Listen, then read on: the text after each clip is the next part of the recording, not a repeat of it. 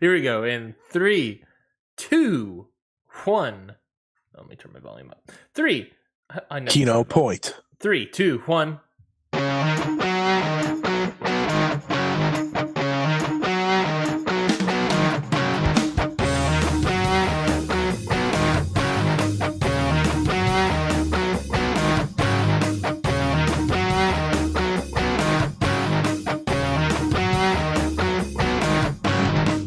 Everybody, and welcome to Ring Post Radio, the only show co-hosted by an AEW Freakazoid and a WWE Drone Stan. I am your host. You couldn't even say it. You couldn't even say it. I couldn't even finish it. It's so ridiculous. I am your host, Ryan Knightsey, and I am always joined by Scotty Drone Edwards. Scotty, how you doing? Oh, man, I'm doing great. And it's not because of the WWE pay-per-view last night. It's because of the New Japan Pro Wrestling pay-per-view, but that's fine. Yes, I am an E-drone now, I've been told. Yeah. The truth has been revealed. You know, it's mind-boggling to me that, like, you can call people E-drones. Because people like WWE. You can do whatever you want. But it literally takes a click to figure out what I cover every single week in pro wrestling. I promise you, it is not the WWE. However, some people are very lazy and just like to say, oh, you hated on AEW. I didn't even hate on AEW. That's the worst part. Yeah, I know. The tweet that I said was one meh. AEW Dynamite makes people lose their freaking minds. Yeah. And that was it. Which totally happened. People lost their entire gourds. You would have thought AEW went through another brawl out this week. All they did was have a mediocre version of their television show because they've had fucking 2 months of all-timer shows. It's ridiculous. Yeah. But yes, I am an E-drone now. I get to talk about a WWE pay-per-view today, which automatically makes me an E-drone. Yeah. What a time. I'm just happy that someone had the guts to finally say it. You know, I've been doing the show with you for 84 episodes now, and I've been scared every time. I'm afraid to call you out for who you truly are, Scotty. I know. I'm almost happy it finally came out that I am one because, the veil's been lifted. Yeah, it's hard to keep all that in. It's hard to keep in, all that praise I've had for WWE for the past. I can't even lie. Whatever. Who cares? We have a lot to cover today. I could be an E-drone all day. Yeah. Maybe I will be an E-drone. I don't know. Maybe I'll tell you that Jay White's gonna be A-okay and he's gonna be fine and he's gonna be world champion in a day. He's not. But I have a lot to talk about that I actually did enjoy from this past week. Besides me being an E-drone, Kenny Omega's leaving AEW. What other ridiculous things have happened this week? For E-drone Scotty, of course, there's Jay White's going to WWE and be the next MJF there. Kenny Omega's going to there, and New Japan is going to partner with WWE. You're gonna lose that and all that stuff. Ariel Helwani is a fantastic journalist. I got in a fight with someone about that last night. I didn't tell you this. You got in a fight with someone about Ariel Helwani? Yeah, there was somebody that I missed. I was distracted during the entire main event Elimination Chamber because I was getting tweeted at about how unbiased and good of a journalist Ariel Helwani is for taking money from WWE, and how taking money from WWE makes him a good journalist. You know what's funny about Ariel Helwani? He's a really good MMA journalist. He is he's one of the best. He's a good interviewer too. Outside of companies where he takes money from, I think he's a good interview. Yeah, it's just I think the Ariel Helwani, Tony Khan, WWE stuff has been. Everyone looks stupid. Yeah. Everyone looks stupid. And you know who looks the most stupid? Us for absolutely eating it up. But that's our job, people. We have to eat it up. Yes, I scoop it up into my mouth and go num num I num can't num believe num. someone got in a fight with you about it. Oh yeah, because I tweeted out saying that like well I could talk about it here, Scotty, because the guy after the interaction he blocked me and deleted all of the tweets. Oh, I have him darn. saved. I saved the screenshot before he deleted them. Oh, well, he didn't block me, so I could see them. That's true. Well, I think he deleted the tweets as well. So I think I don't. Well, they disappear once they're blocked. Once you're blocked. Okay, do they? No, I believe they're deleted because it said that they were deleted, but also when I went to it on my personal account, they did not exist and I could not see them. So Man, all I I think see they is you deleted the talking about interaction. this damn company burning, not this actual company. I just literally mean like New Japan burning. Yeah. It was a real good conversation. Oh yeah, you did delete them all. The interaction walked away. What I walked away from the interaction was that good journalism is taking money from the company you cover, and that's good, smart journalism, and that is what you should do. He then said, "Well, he took money from AEW, which from number one, I don't think is true at all." And number two, if that's true, that still makes him a bad journalist, and he shouldn't do that either. So I don't know what this guy's talking about. Anyways, that's not for what we're talking about today. What we're going to be talking about today actually is a lot of good stuff, a lot of fun stuff that happened. Of course, we're going to talk about Elimination Chamber. Of course, we're going to talk about Battle in the Valley, a great show I thought that started an hour late. Keiji Muto, Last Love. We're going to preview that show, and we didn't talk about it on the run sheet, but talk about it over Slack, Scotty. But I put it on the run sheet just because of stuff that's happening next week. Previewing, if we have the time, for Impact No Surrender, which will be happening this Friday. We also got some news bits, and we'll get to that first, which of course is the sad passing of Jerry Jarrett. Jerry Jarrett, of course, the father of Jeff Jarrett, longtime legendary Memphis promoter and booker, passed away at 80 years with a battle of esophagus cancer. Instrumental in the territory days, a guy that was able to, Jerry Lawler was already sort of getting to stardom, but he built that up even more, made Memphis what it was, worked with Vince McMahon on countless times. Like at one point in time, if the steroid trials went a different way, Jerry Jarrett would have been the guy running WWE, and we would be in a way different world than we are now. Just a legendary, fascinating individual. That is, just obviously, I think we can say this is that you and I definitely don't have a lot of like personal memories about Jerry Jarrett. You and I are way too young to have lived through any of Jerry Jarrett stuff, unless we watched the formation of NWA TNA. But I don't think that was the case for either of us. So yeah, no, but he's done a lot in wrestling, and it's sad to see him pass away.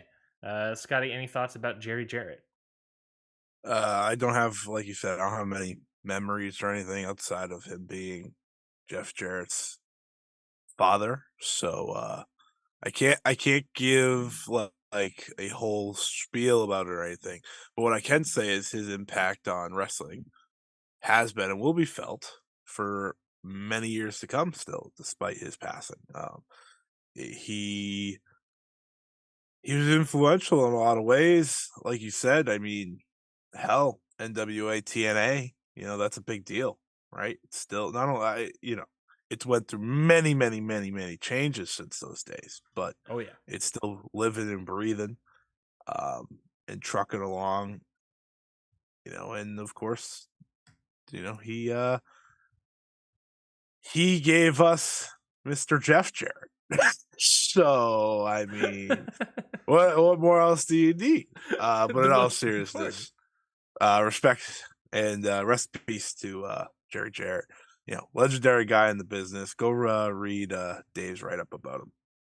Oh yeah, I've actually You'll been learn a lot. reading. I was listening to Voices of Wrestling flagship show, and they said that, which I found was very interesting, is that I've been watching a lot of the clips from it. I've been watching the whole series actually on YouTube because they're all clipped out and there's a playlist all called McMemphis, which was this was what this was 80 something, 90 something, I want to say, where the heel Vince McMahon character was focus tested down in Memphis way before Stone Cold Steve Austin, way before the corporation, way before all this other stuff. This was still when he was babyface not color, but commentator Vince McMahon putting heel promos together down in Memphis, him versus Jerry Lawler. This was, let me see if I can look up what years it were. 93. So this is, as Shawn Michaels and Bret Hart are wrestling each other. The WrestleMania 10. This is to put in context, Scotty. This is a little before WrestleMania 10, Razor Ramon, Shawn Michaels ladder match, Owen Hart, Bret Hart, Crazy. where he is in Memphis playing the Vince McMahon heel character. There's a great playlist called Memphis on YouTube. Very very much you should go check that out. But I was watching clips of that, and it was just like it's fascinating because it's like this guy was a guy that was not just legendary and stuff, but a guy that worked well with Vince McMahon and got Vince McMahon out of the WWF WWE bubble, which still fighting today, you could say. But it's fascinating. That's how great I could say that Jerry Jarrett was. Is he was able to get Vince McMahon out of it, and was the only guy that Vince trusted to take over creative in case he was gone. That doesn't. If that's not if that's not a letter of recommendation, I don't know what is. Yeah, that's a pretty good one. Or it depends how you feel about Vince, I guess. That's very true. But it's a whole different world that we're in now. And today's time, Vince McMahon is still in charge of the company. And of course, he is helping facilitate a sale of WWE that some people are saying it's working. Some people are saying that it is hindering. But right now, there was a report that came out from Bloomberg, from Lucas Shaw of Bloomberg on Friday, saying that Vince McMahon and WWE are seeking as much as $9 billion for a sale of WWE proper. The company is currently valued at $6.65 billion, so they want an extra $3 billion off the top. Lucas Shaw of Bloomberg also revealed that he has already had that WWE has already received, quote, a couple acquisition offers, although it is not clear who the potential buyers are or how much they are offering. He also says that, quote, sources have expressed skepticism that many traditional media companies will buy the WWE. He continues to say that Endeavor Group Holdings, which is, of course, the company that owns UFC, and the Saudi Arabia Public Investment Fund were both definitely interested parties. So it's looking like some people may be falling out. Some Comcast, some NBC Universals, some Fox, maybe Disney, maybe Netflix, maybe some of these companies have fallen out, but the top two people right now are the UFC, Endeavor parent company, currently valued at 10.4, so they would need financial help to do so. Or the Saudi Arabia Public Investment Fund, which is currently valued at $620 billion, drop in the bucket. So I don't know, man. It's sale news, and it's looking pretty grim, I gotta say. It's looking pretty grim. I have a feeling I know where this is all going. How do you feel? Looking at the tea leaves of all this, Scotty, how are you feeling about all this? When has the sale of WWE so far not looked grim? That's true. We had an entire night of thinking they were sold to Saudi Arabia. Like, it can't get more grim than that. And every day as it goes by, it's closer and closer to that night. Yeah, it sure is. It's a high value for this company. I don't know. I haven't felt great about it since the very beginning, and I will continue not to feel great about it because unless they go to Endeavor, this company becomes, believe it or not, to some, more of a shell of itself than before. If it sells to Saudi Arabia, like we said way back now when that was first reported, that it you lose so many great wrestling moments in a lot of ways because now Saudi Arabia is out here owning it, and you know, it gets to a point where it's like, okay, well, we found our limit as to, WWE has hit a lot of limits, I think, in terms of supporting them and so on and so forth. I think that would be the ultimate limit for a lot of people.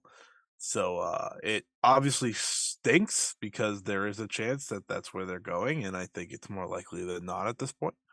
Um, We'll have to wait and see. I feel like we've been talking about WWE sale now for like a decade, but it's only been a month and a half.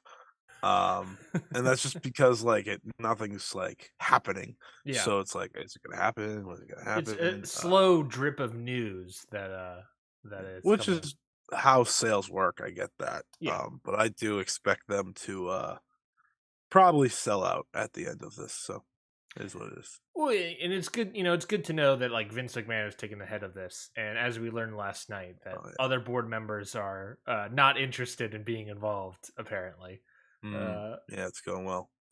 so that seems like it's going well. That board members who are going to vote on it are actively being like, oh, I'm not worried about it. I'm not interested. I'd rather create quote unquote magic. It's frustrating. It's frustrating to see that news bit get closer and closer. And if that one night where it was like, oh, Saudi Arabia is selling, or buying WWE, if that one night was a sort of like test PR move just to see if WWE is like just testing the waters of if it was a good idea for their audience, Mhm.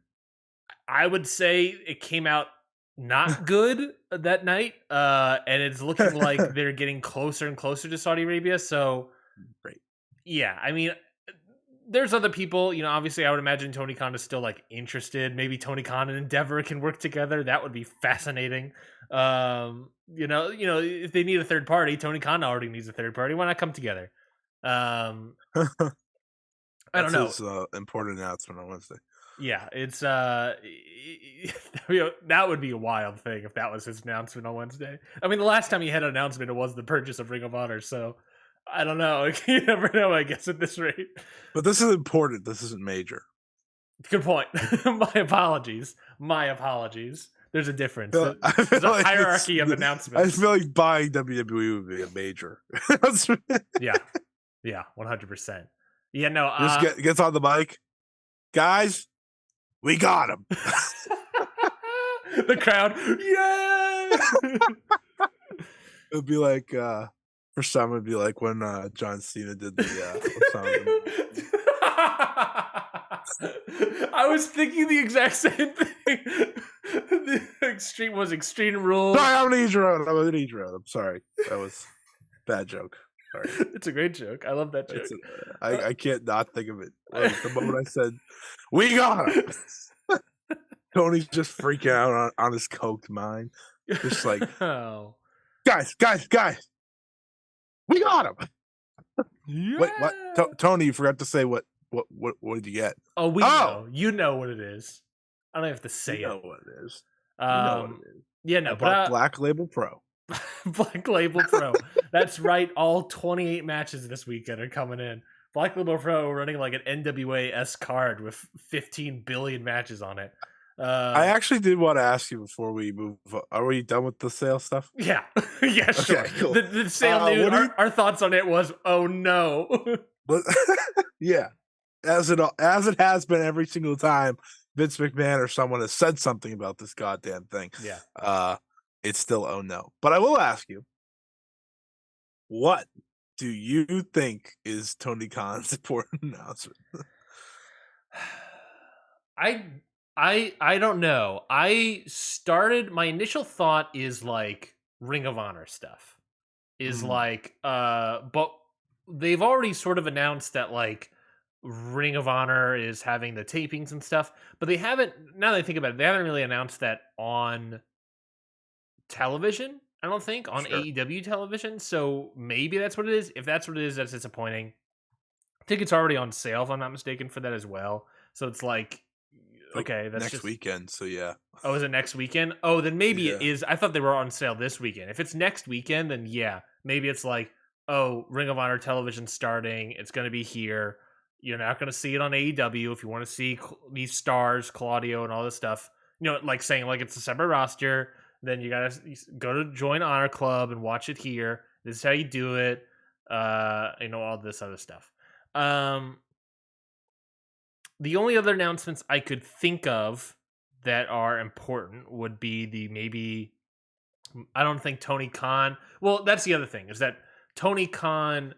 There's a difference in the announcements, right? It's major announcements, it's important announcements, but there's also like Tony Khan himself will address something.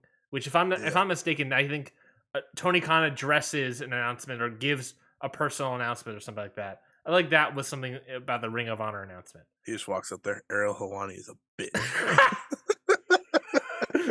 Oh, I would love that. CM Punk is coming back. Yeah, I would say like Rampage, the next dance. I was gonna say like maybe like Thunder Rosa's coming back or CM Punk's coming back, but I don't think He Thunder should Rosa's... announce that he signed Kenny Omega to a contract extension.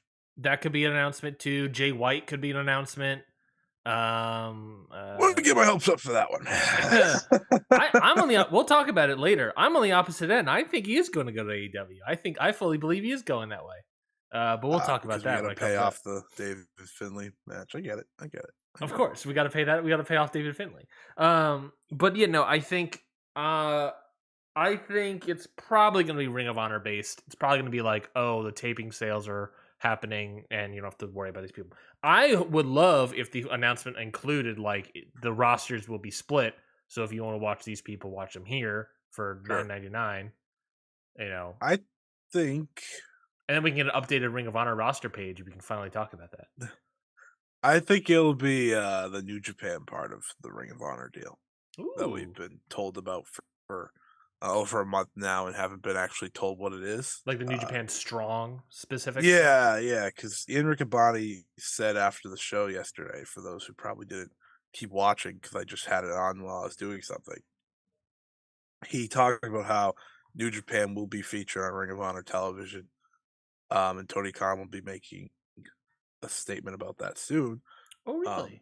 I did not see that. Yeah, it was like something like that, but he did very much make note that is happening still. So okay, I think maybe that could be it too, especially Ring of Honor coming up next weekend. So and that would be fantastic, because then if I think that'd be a fantastic move, not just for New Japan to have more of a foothold into American wrestling, especially with that audience, play into that audience. But if that's the case, maybe they can also use AEW's projection facilities and or streaming capabilities. Wouldn't it be nice? Wouldn't it be nice, guys? Wouldn't it be nice if they were used in better streaming? By the way, there's no way we're talking Battle of the Valley before Elimination Chamber. I was planning to do Elimination Chamber first. Good. Yeah, of course. We got to start with the newsword of the event. Of course, gotta unload some stuff out of the chamber. We got to eliminate this Elimination Chamber. Yeah.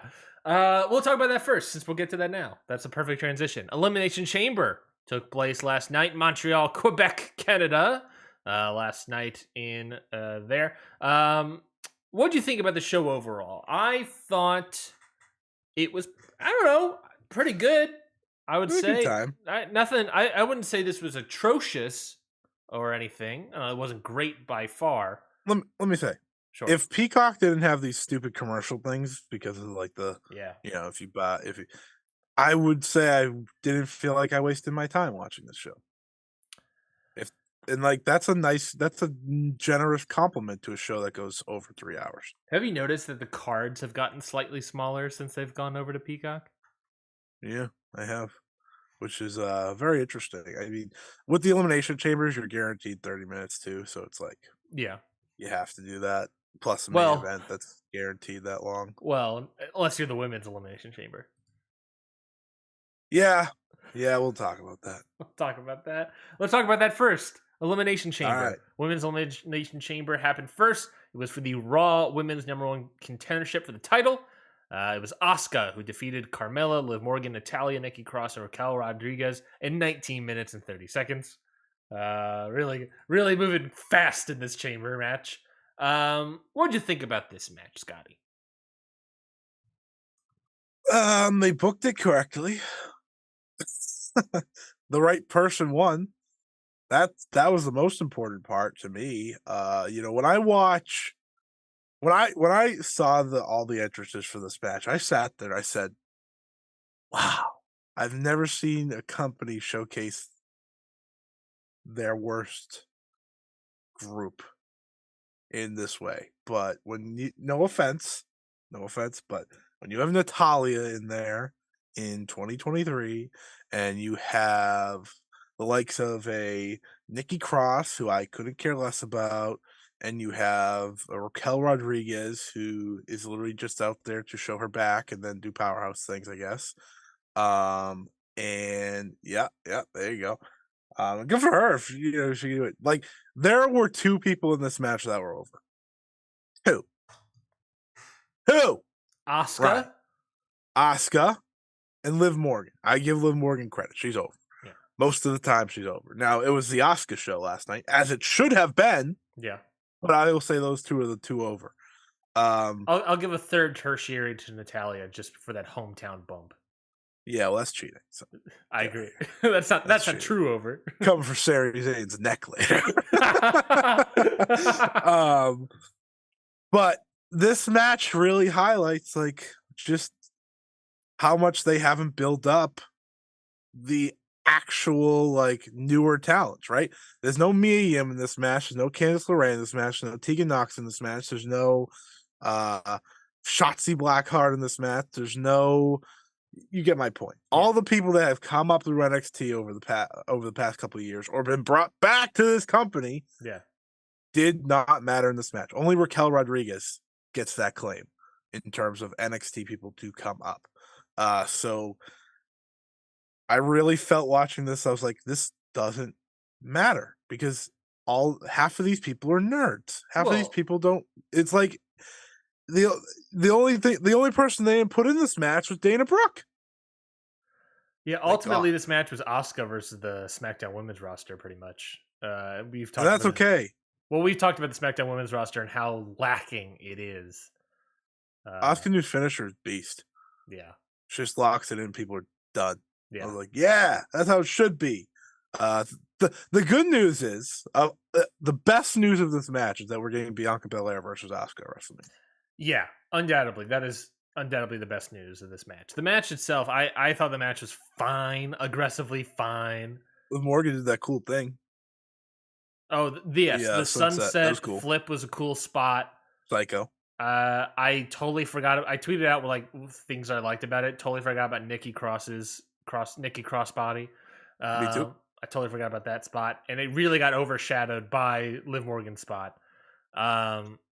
Very confused by Carmella's logic in this match, and I thought Raquel looked worse than she did in NXT. Overall, I thought the match was slow too. I don't know if you felt that. I don't know. A lot of people in there that haven't done Elimination Chamber, you kind of felt that. Yeah, haven't done that before, but it's also the spots that they were doing in the ring with Natalia and Raquel. And I know for a fact that Natalia is training some of these people as well, and they're training these spots over and over and whatnot. It just looks slow, and I'm like, what? It's kind of slow. This doesn't look good. This doesn't look good. I don't understand what was happening there. So that was very frustrating to watch. I felt like Raquel was weirdly regressed. I thought Carmella, for a second there, I thought she was Alea. What is her name? Does she still exist on this roster anymore? Hope not. They look almost exactly the same at this point. Liv Morgan was solid. Asuka was solid. I thought. Asuka was more solid, of course, and Nikki Cross was just sort of a non-entity. You know what I thought about? You know why I thought this match was what it was? How you're explaining it? Mm-hmm. You put the best worker into the match last. Yeah. So by default, it's going to be slower and less entertaining. I was like, okay, let me look at the field here. Who's the best worker out of them? Obviously, it's Asuka by a lot. Yes. Who was in the match the least amount of time? Asuka by a lot. You would think you want to highlight the positives and drown out the negatives, right? Why not have Asuka start the match? That way, she's working the entire thing, and you have other people less. Right, you could have her and Liv start, but then there's like, but they also know then there would be no excitement for anyone coming out of the pods. I guess. And if that's the case, that's their own fault. Because I will give Asuka credit, she's having big pops all night. Oh yeah, she's very over as she should be by now. But I totally agree. Good to see. Match itself, meh, fine, whatever. Aggressively fine. Winner, correct choice. WrestleMania looking good on the women's side of things. No, not just a correct choice, but that obvious choice as well. let me rephrase. WrestleMania looking good overall, truthfully. Which, let's be careful. Singles match: Bobby Lashley versus Brock Lesnar. The winner, of course, was going to have to face Bray Wyatt and DQ. So neither of them wanted to win. Neither of them were like, "Oh, don't want this one." Maybe if it's a DQ, they're going to count it as Bobby, but I don't know. Or maybe it'll be a triple threat with Bray Wyatt in there at WrestleMania. But it was a solid, meaty start of the match. It only went 4 minutes. And then it ended in the DQ finish, which was very disappointing because it's the classic hamster wheel move of we hyping up for a big match and then doing a DQ finish to shove a even bigger match down the line at WrestleMania, which shouldn't have been too surprising since this was Elimination Chamber, but it is just like, all right, that was a waste of time. What did you think of this? I thought it was fun for the 4 minutes it lasted. And then the low blow happened, and I was like, here we go again. Yeah. Yeah, you expect it, right? You don't expect a clean finish, obviously, because like you said, this is Elimination Chamber. And I kind of felt like the whole night could be defined by, well, it's the Elimination Chamber. It's not WrestleMania. It's not, stuff like that. That's kind of how I felt from beginning to end on this show. And with Brock at this point, it's like, can you stop wasting him? Like, if you're gonna bring him in, just have him wrestle a match and then leave. Don't have him wrestle a match to be DQ'd or to have a shit finish and then leave. The best thing Brock Lesnar has done since SummerSlam isn't these Bobby Lashley matches. It was his 2 seconds in the Royal Rumble because he did Brock Lesnar stuff and then got the hell out. That's what Brock Lesnar's best at. Yeah. I'm kind of just sick of wasting away this guy that, we obviously won't have for a long time. Like, he's going to be gone eventually. So, like, have real matches with them. I don't care if he's beating, like, Bobby Lashley at this point. They're both old. Like, they're both over 40. Who cares? It doesn't matter to me. Just have the match and move on. And the fact that Bray Wyatt's going to be added into this, I hope it's Bobby Lashley and Brock against. I totally agree. I love no sense. They're totally teasing up the idea of Bray Wyatt, not just because of the end of the thing, end of his promo there on SmackDown, but the idea that the end of this match, Michael Cole on commentary as Brock Lesnar's walking away. There's no doubt that he is the scariest man in all of the WWE universe. And I'm thinking to myself, oh, well, you're forgetting about Uncle Howdy, my friend. A little tip of the hat there for you. I try to do the same, Michael Cole. I try to do the same.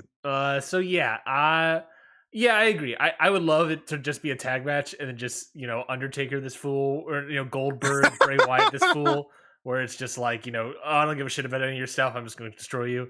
That's what I would kind of love. what I prefer Brock to do at all times at this point. I would love, what I've loved, if this is what I honestly think would be peak Brock at this moment. If the 24/7 title was still around, he should just be 24/7 champion. That'd be so sick. That's what I would love. It would be, the greatness of like the Money in the Bank comedy bits that he was doing. Have that, but then he's just facing jobbers all the time. That's it. Well, think about his past 2 feuds. It's literally like 7 different matches of bullshit until the final match. Yeah. Yeah. And It doesn't matter until the last even one. with the Roman feud, we didn't know the final match was going to be at SummerSlam. We always thought it was WrestleMania, so that makes it even worse. Yeah. Yeah. And even that match ended with in a bunch of chicanery with the Well, I ring mean, being flipped. I was going to say there was a goddamn, you know, bulldozer, and Yeah. there's a little more going on there, but at least that I had a good time watching. This stunk. This was like, I just want these two to have the Brock Goldberg match from WrestleMania, and they're just having that and then ending it instantly with Agreed. DQ or stupid finish.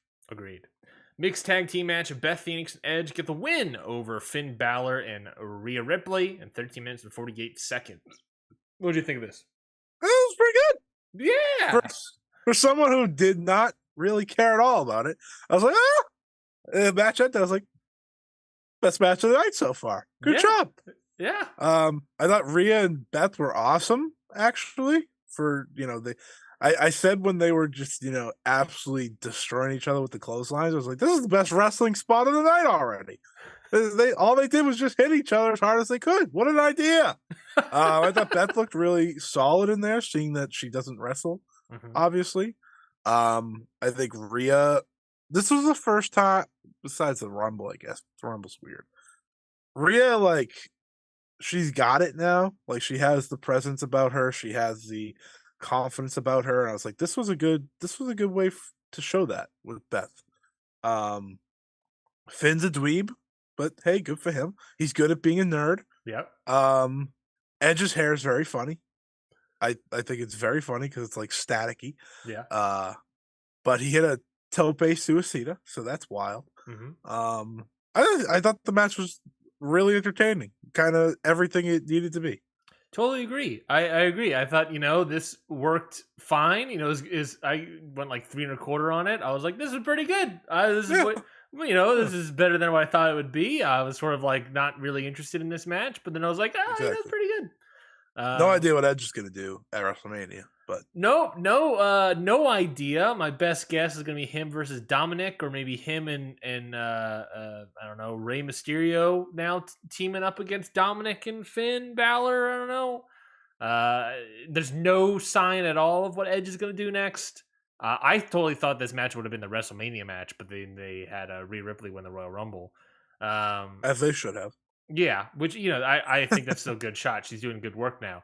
Yeah, it's weird that you brought up the confidence bit. It's interesting, like when she came in from NXT to main roster, I was like, I thought she was like very good and solid, and then we're hearing all these things of like, oh, she doesn't have the confidence and all this other stuff.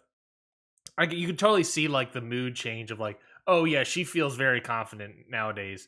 And I could almost see it in a weird way where like Raquel Rodriguez is like where Rhea Ripley was, where it's like, I thought she was very solid in NXT and had all the confidence, and then she moved up the main roster, and it's like, oh, that just fell out the window. Where did all that confidence go? What happened? She has regressed completely. I sort of get that feeling now with Raquel, whereas Rhea's like put it together, figured it out, doing something that she's into, doing something that she likes, and it's working out, and it's connecting with the fans. So hey, it worked out. So a pretty good spot for her. And yeah, I thought this match was pretty good. I was very frustrated. I thought this match was very good, but it was diminished slightly by the camera just being all over the place and missing a bunch of spots. Yeah. Despite my favorite spot of the night, or the favorite shot of the night, I should say, of I want to say Finn Balor was on the top rope. Yeah, Dominic got the ropes. And then all of a sudden in the frame, Dominic's like flown into the ropes. And no one's like, what happened? You just see like Dominic like popping in like, what? And then then leaving immediately. This is why everyone should watch the stream. You got to see Ryan act that out. I almost fell back in my chair. That's fine. So funny. I would have laughed. Died on the stream. It just things like that, the WWE stuff, can't get out of it. But it, missing some of the spots like that. But ultimately, I thought the match was good. Next match, WWE United States title and Elimination Chamber match. Austin Theory was able to retain his title against the likes of Bronson Reed, Damian Priest, Johnny Gargano, Montez Ford, and Seth freaking Rollins. I have a very big takeaway from this match. All right, and I think W- I think I know what your it's takeaway might be. And I may have a differing opinion. I know we have differing opinions on one aspect of this match. yeah, it's not that. My biggest takeaway from this match is that Seth Rollins couldn't be more over if he tried. No, Like this he is the most over this guy's been, and he's been stuck in the U.S. title picture, and he's about to go wrestle Logan Paul, and I'm just sitting there. I'm like, they just never went back to the Roman story. yeah. They just never touched Yeah. that. I understand the Sami Zayn stuff took over, but like, how did you never go back to this? Hmm. Seth Rollins is the only person to beat him this entire title reign. It was by DQ, but he beat him. And I was like, oh, idiots. You have, and this is a good thing too. They have 3 super over baby faces right now. Yeah. So it's like, pick your poison at this point. But Seth, like they sang Seth's entire song for half the freaking match. I almost don't even remember half the match because of it. There's a bug in my face. Bug in my face, throwing me off. But I yeah, love the Austin Theory one won. bit of that where it's like even Austin Theory is like, "Hey, they only care about this guy," and I'm like, "Yeah, yeah, they seemingly do." Um, yeah. So I thought this match was pretty good again. Lots of big moves. Yeah, lots of big moves. Suplex off the pod. You know, Montez did the flip thing like Mon- from the top of the chamber. I uh, don't know, it's confusing. Michael Cole was like, "I've never seen that before." I was like, "I've seen this happen twice, maybe 3 times before." Yeah, no, but that was a solid spot. Yeah, a lot of big Maybe he didn't spots. commentate that match, Ryan. I doubt it. Couldn't tell you. I I couldn't doubt begin it. to tell you if he commentated when Kalisto did it. Was it Kalisto? I think Kofi did it once. Yeah, Kofi did. I feel like someone else did it once, maybe.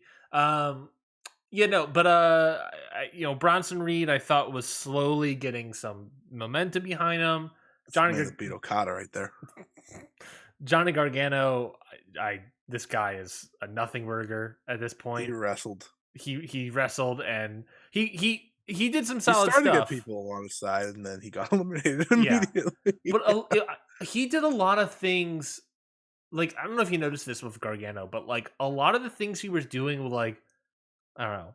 I'm starting to feel like Johnny Gargano's character is like he's a fan of Yeah, wrestling so much, so like he's like reacting and like applauding and all this stuff like Rollins doing his music stuff, yeah, and then like whenever it's like something happens in the chamber, he is always reacting to something. He's yeah. not like doing anything. It's happened before in the Royal Rumble as well, and I would had a big issue with that.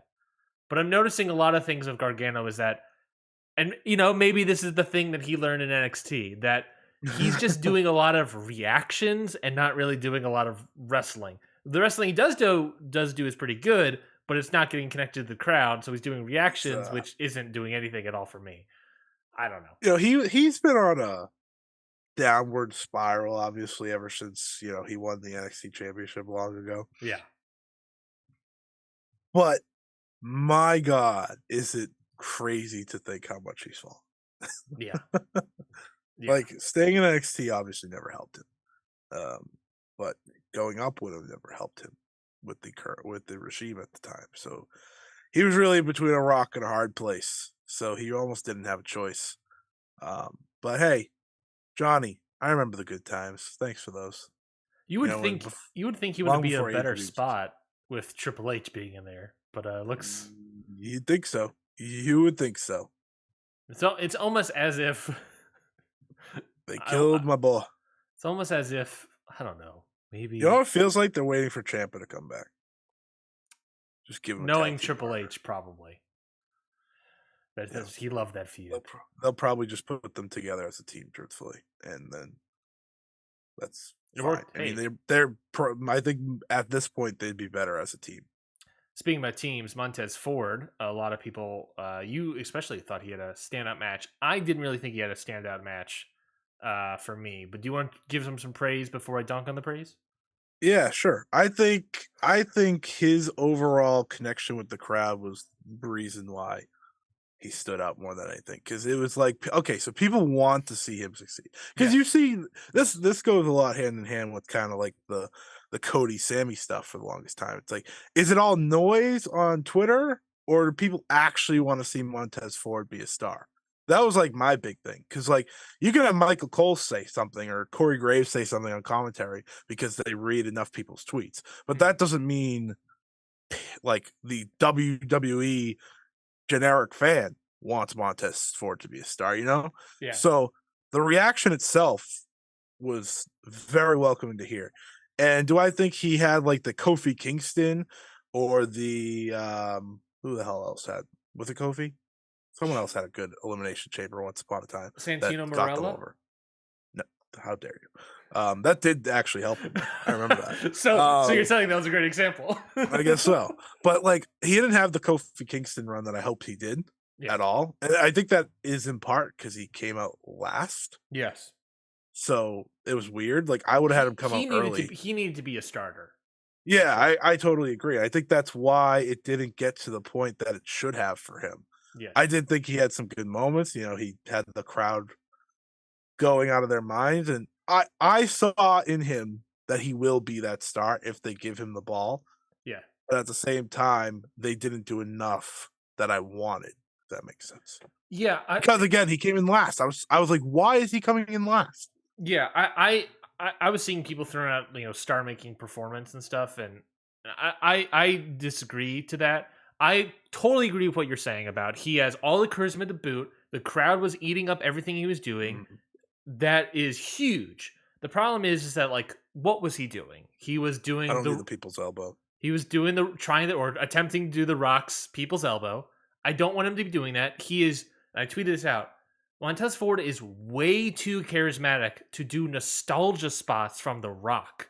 He doesn't need to be doing that stuff. He can do his own shit, and he should be doing his own stuff. But he's not. He's doing The Rock, and then he did a great acting sell of being injured. And and they sold that very well. I actually completely forgot about that part. Yeah, that's the other part of this match. But it was frustrating because it was like he was in there for a little bit, and he had some good moves and had some good spots. But like the biggest moments of the match for him, where the crowd was super invested, was a nostalgia spot and a worked injury, which was frustrating. I think people were very interested when he was doing the dives like crazy. Oh, that might be true as well. I keep forgetting he did the dive. We never got the frog splash from the top of the pod though, so that's really That's what I was waiting for, and we never even came close. But even then, like he's jumping off the top of the cage. We've already seen him do that. I mean, we've seen people jump off the top of the cage all the time at this point. It's nothing new. But like give me Montez Ford. Don't give me he eliminated The Rock. 2 people. Don't give me The Rock. Realized. Don't give me injured wrestler number 4. Give us Montez Ford. Give me Montez Ford. That's a star-making performance to me. He has it in him. He has it in it, and that's what's frustrating about all of this is that from the entrance has alone, I was like, man, this guy, this charisma. He has this aura about him, and they just don't want to let him showcase that. And what they're showcasing is other bits. They can't wait any longer. I think though. Like, no, I'm not saying like if he doesn't leave the Street Profits tomorrow, he's doomed. But no, I also am kind of saying it's now or never. He's 32, so it's not like he's old. Obviously. No, he's still a young into guy. The prime of his career. Yeah, he also bulked up now. I've noticed, like he is a bigger dude now. Yes. So just I'm talking about how Seth's wicked over and how Cody's wicked over and Sammy's over. I do think Montez Ford's the type of guy that can get that over. I do. Yeah. I do. I saw a glimpse of it in this match. You didn't get to see the full picture because again, he wasn't in there if he was in there from bell to bell and got eliminated before Seth and Theory had their final 2, it would have been perfect. Yes. But that's not what they did. Yeah, totally agree. I think that's what they should have done. I think, but I thought they dropped the ball on that. Ultimately what that is getting over by wrestling. And that is not the route that they took of Montez Ford in this thing. Instead, they, did nostalgia and gave him sympathy. That's after after WrestleMania, I would start it. Just Yeah, go with him. I would Like, love that. I would love that. And that's the thing is like I don't want I don't want him to be The Rock. I don't want him. no, I I don't want him to want be that. Montez Ford. Yeah, I want to be different. I don't want anyone to be The Rock. I want The Rock to be The Rock. That's it. Yeah, yeah, I'm okay with He's a that. better wrestler than the. Okay, that might get me yelled at, but like in ring, like he does things The Rock could never do. Yes, 100%. So 100%. Rock, he I has could the never best see The frog Rock. splash I've ever seen. I can never see a Rock do a tope over like a ring post. You'll never see The Rock do that. No, exactly. Montez is way more athletic. I hope they just do it right. But hey, Logan Paul. Well, yeah, Logan. So they did the worked injury angle to have a reason for Logan Paul to get into the entrance, which the cage opens up anyways. I don't know why they had to do a work injury angle. It was just really to get garner sympathy for Montez. But Logan Paul enters. He hits Seth Rollins, causing Seth to lose. And Logan Paul effectively, I guess you could say, like officially has turned. I don't know. Is he turned heel? It feels like heelish stuff. The crowd is booing him. He's a heel. He's a heel. I think this was the right way to do it because, like, the funny thing with Seth, right, is like they've had him in the same spot for a year where he is the guy to put someone over. Yeah. Right. Whether it be Cody, or Austin Theory, like he's been that guy. Yes. But they've somehow managed to protect him in all the right ways that he's still super over. And that's probably more credit to him than anything else. Because one, he has a great theme song, obviously. I know that helps a lot, but like just the way he acts and he's having really good matches and he seems like he's in control more than most people are of their character despite losing a lot. Agreed. Totally agree. And also Logan Paul versus Seth freaking Rollins is going to be a certified bang. Yeah. Match of the weekend, baby. Main event, WWE title. Match of the weekend? I don't know. There's like, a lot of wrestling. There's a Bushi showing up, Ospreay. Mike Bailey's having like 4 unbelievable matches in 2 days. Yeah, that's true. Main event, Roman Reigns versus Sami Zayn. Roman, of course, defeats Sami Zayn. 32-minute match here. Crowd super hot. This was CM Punk in Chicago levels from that Money in the Bank match. Agreed. I would say the match didn't follow. No, it did not. It started with that sort of energy. It's very much started. The crowd stayed that way. Yes, the crowd was into it. The crowd was into it. What do you think? I think that's what made the match. What did I think of this match? It's a weirdly tough question, right? Because like the match itself was like nothing new, right? It's the Roman Reigns match. The Roman Reigns match. We've seen this happen over and over again. It's the Roman Reigns WWE main event style of 30 minutes of talking and some spots interspliced in between all that. A lot of very, very, very, very, very long heat segments throughout this show or throughout the match. We're really throughout the show, but throughout the match. Nothing really new, but the crowd ate it up. The crowd was into it. They were devastated by the finish. Not just booing, but not even booing, but they're quiet.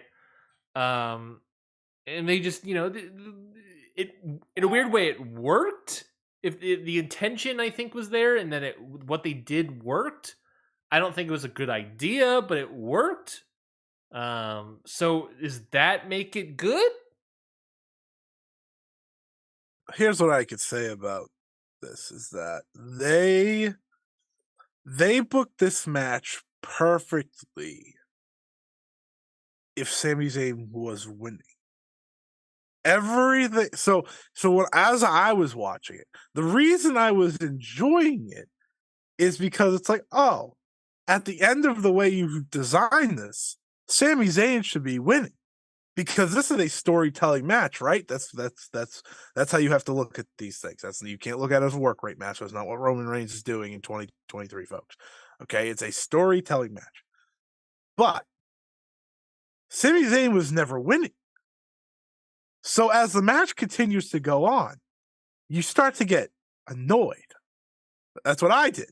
I was like, this is getting annoying now because you were building this up perfectly, right? For Sami Zayn to win. That's what this whole feud has been.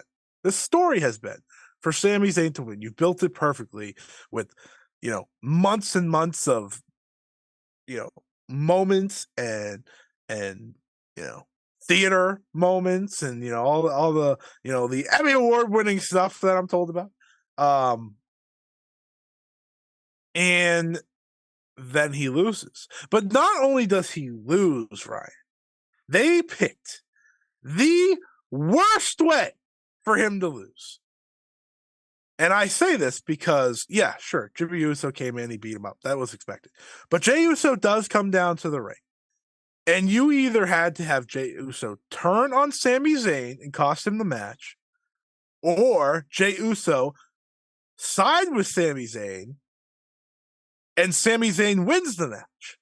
Instead, they had Jey Uso side with no one, get pushed out of the ring, get speared by Sami Zayn, and they had Sami Zayn get his ass beat with a chair and speared and lose. That is the option they picked. They picked the worst possible option for the end of this match. Why? I don't know.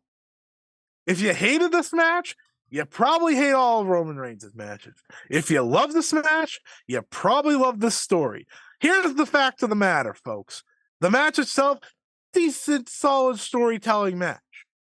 Until the final 5 minutes of Jey Uso standing there like a little bitch with the chair in his hand just to do nothing, to get shoved out of the ring, and then for Roman Reigns to essentially squash the shit out of Sami Zayn. And then, here comes Kevin Owens to save the day, guys. He hits all the moves. A little too late on that one, KO. And then him and Sami don't embrace. And it's like, what the fuck was the point? You wanted to send the fans home happy. You didn't even give them that. Stupid. That was fantastic. It's E-drone up the ass here. Fuck you.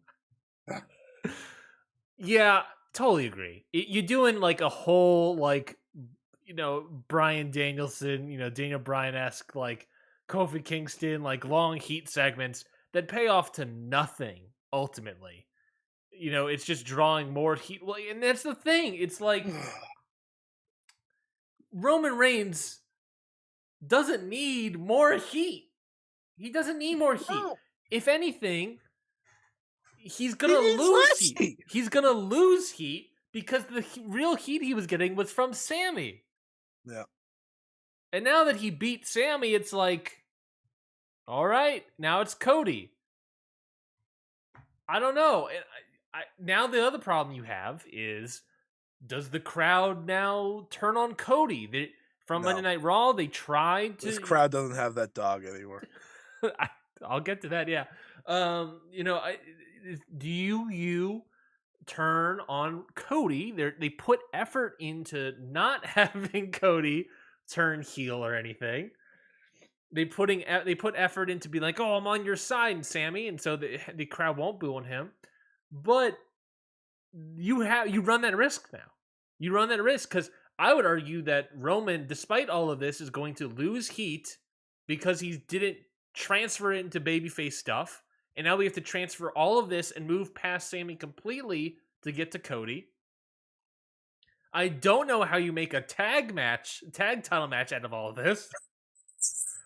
I don't know. That part's funny. Yeah. Like, it's Usos are going to come together. Like, ultimately, you know what the match should have been? You want to talk about what the match should be at WrestleMania? You want to talk about what the match should be at WrestleMania? It should be Cody versus Sami. Number one. I understand the Roman thing, but it should be Cody versus Sami. At the very least. And I believe that Sami deserves a dusty win here in the sense of it's all about the chase. He wins the title, he loses it immediately. You do that. And then just have Roman and Jimmy Uso team up defend the tag titles that way, treat it like a Freebird rule, and give Roman the title, and defend the title against Sammy and Kevin or whatever, and have that be main event of night 2 of WrestleMania. Or night 1, you could do it reverse. Or you do it reverse if you want to. It doesn't matter. Ultimately, it should the match should be, or not even just do KO. You don't even have to have Kevin Owens involved. Have it be, Sami Zayn and Jey Uso or whatever. Yeah. But I would think Jey Uso would be not involved in it probably. But ultimately, it's like it's the match. The story is going one way, and we're swerving so hard to get to this other spot that it's like we are trying to finish this story, but the story has changed. That's literally Cody's catchphrase. But the story has changed. It is no longer Cody's story that is important here. And now I think they are barreling down the road of the audience forcing a triple threat. Now, I also don't think the audience will force a triple threat, because that audience that was on WWE's ass about Daniel Bryan have all left and gone to no longer watching wrestling or gone to AEW. Yep. So it's going to be a crowd that's just going to, if Sammy loses, we riot. If Roman wins, we riot. Nothing happens. They don't got any dog in them at all. No dog. They're not going to do nothing. Crowd ain't going to do nothing. Those WWE stands aren't going to do nothing because WWE thinks you're a fucking idiot. That's what this is about. And you're not going to do nothing because you don't got that dog in you. It's the truth. And here's the thing. It's like, Cody at the end of the day is going to be the right decision because this crowd's going to eat it up. That's true. That is true. That is true. It's just how it goes. Because it doesn't matter. Exactly. It doesn't matter. That is how WWE has. That is how they've changed their fans over the past couple of years by pushing them away, essentially. And let me say why it doesn't matter. They are selling tickets. They are selling out shows more than ever. Like right now. Yes. In terms of ticket sales, they're packing buildings. You heard that crowd last night. No one gives a shit. Yes. About tomorrow. It's about the night of. Cody Rhodes is going to go to WrestleMania. He's going to finish the goddamn story, and AEW wins again. And it's not, and they're beyond success, not because of wrestling.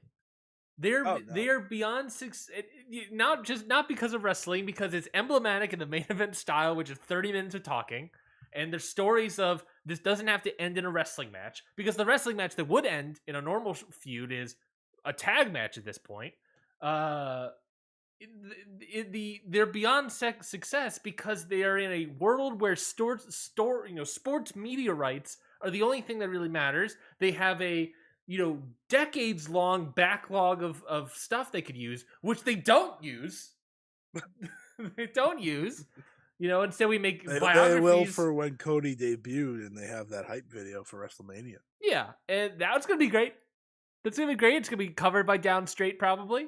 Give them another paycheck. They have all this content that ultimately doesn't matter, but they have weekly sports right live television stuff for 6 hours a week, and then on top of that, they can do these biographies about the NWO again, and none of it matters. The wrestling doesn't matter. It's all about stories, and that's why AEW sucks, because they don't know how to tell stories. Who's the E-Drone now? I thought about the story multiple times. I was like, ways they could have done this once upon a time is that Cody just waits on night 2, right? Yes. There's 2 nights. He waits on night 2 for whoever wins between Sami Zayn and Roman Reigns on night 1. That ultimately ends up being Sami Zayn. And guess what? You make the biggest freaking heel out of Cody by beating him one day after he won the damn. It would have been so simple, but that's not how we work anymore. You know what? You know what else, Scotty? It doesn't matter. WrestleMania is already going to sell out. Why? Bonkers. Why do Cody versus Roman when you can do that later on a show that needs to sell some tickets? Why not just do Sammy versus Cody? Because it doesn't matter. So just do that match. You know why? I'll tell you right now. Because there was this wonderful thing during the show where Michael Cole was talking about Ariel Helwani and George St. Pierre, calling Ariel Helwani the unbiased reporter, and he asked the questions no matter if you want to answer them or not. And that's why. The real questions. The real questions. I think there is part of them that understands what they have in Cody, and that is the one guy that jumped ship from AEW. Yep. Because he was a star there, but he wasn't made a world champion or anything there. And now they have him. He is pretty much become their top. He is their top babyface, right? And now they're going to crown him at the Showcase of Immortals against their guy because it's the ultimate. Yeah, we got him. He's our guy now. I think that's part of it. Like, there's just a pettiness. Triple H has an ultimate pettiness because the man lost his job because of that company. People forget that. People say it's pettiness, but I also sort of have a feeling that, I don't know, there's an outside chance Cody doesn't win. I'm not, with how this reign has gone, how Roman is so close to 1,000 days, I wouldn't at all be shocked, but I do think Cody wins. And I will celebrate it because I like Cody and I'm very open about that. But let's stop talking about the goddamn Elimination Chamber. Though, hey, hell of a fired up talk there. It wasn't even, I almost said debate. I was like, we didn't debate anything. We agreed. Stupid. It's stupid. Imagine if CM Punk lost in Chicago. That's what that would have been like, by the way. Except there would have been a riot. Yeah. Because that crowd had that dog in them. Had that D-O-double-G in them. Yeah, they had that Snoop in them. But this crowd, you know, they were okay. They were okay with some chair shots and a spear. Unacceptable. New Japan Battle in the Valley happened as well last night, or at least it tried to, because they had their kickoff show that started slightly late. So much so that you can't watch the full Kratos Alex Coughlin match. Brutal. That must have hurt you. It did. I did want to see that match. I was interested. So you're a big JR Kratos guy. Big JR Kratos guy. And we were able to watch the Bobby Fish David Finlay match, but nothing really to talk about there. You literally have a JR Kratos shirt. Yeah, totally. 100%. It's covered in blood. It's an NWA shirt that's covered in blood. Well, let's talk about the actual proper show. So the pre-show, no sound, audio was garbage. Started late, and so we missed half a match. Nice. Then they start the actual live stream, and it's no sound, and it's garbage again, right? I cut my lip, so now my lip is bleeding. He got so fired up. He got his lip. He's suffering over there. It's over. I'm dying. I'm bleeding out. They start the show at 10. I'll start the feed.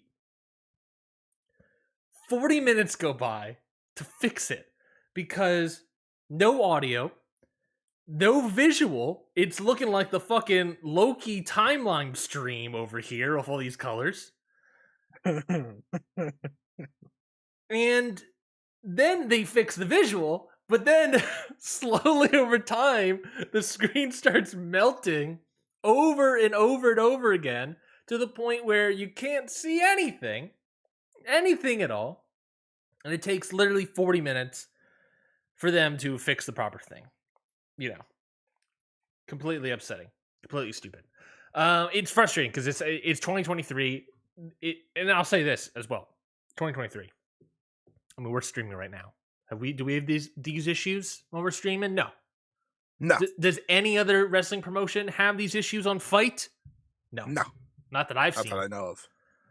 I've never seen it. It's only New Japan on Fight. And it's only New Japan on Fight because they never, when they had New Japan shows and they did them on New Japan World and America and, you know, the Pyramid or whatever, they never were this bad. Granted, that was their own production crew and they had to ship and fly everyone over, and it's way cheaper to do it this way. But whatever you have going on now is not working. It doesn't work. So, yeah, I hope the announcement is New Japan going to Honor Club or whatever, because they should not be on this fight stream. They should just rent out the equipment and production stuff from AEW, because that's a better idea. Hell, rent it from Impact for all I care.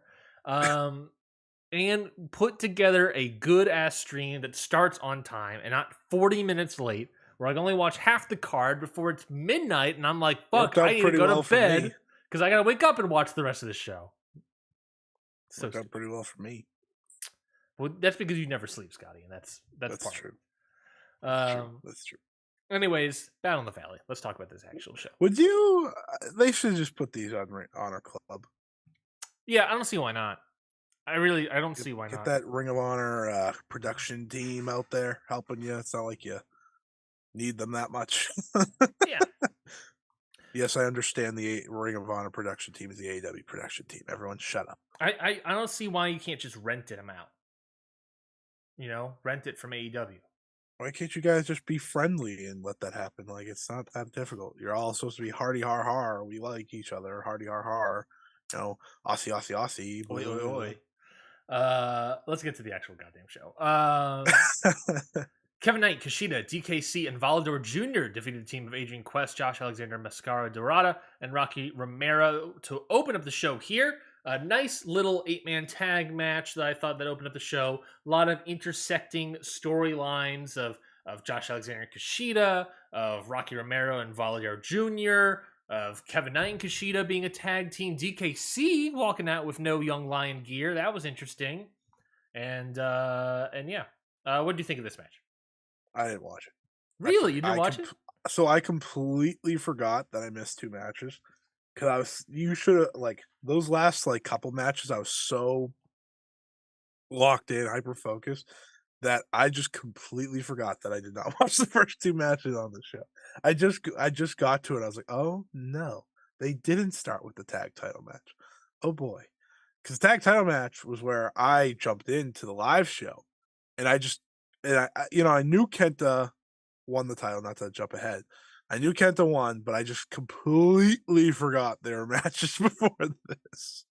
Well, then I'll blow through them real quickly. I thought this match was pretty good.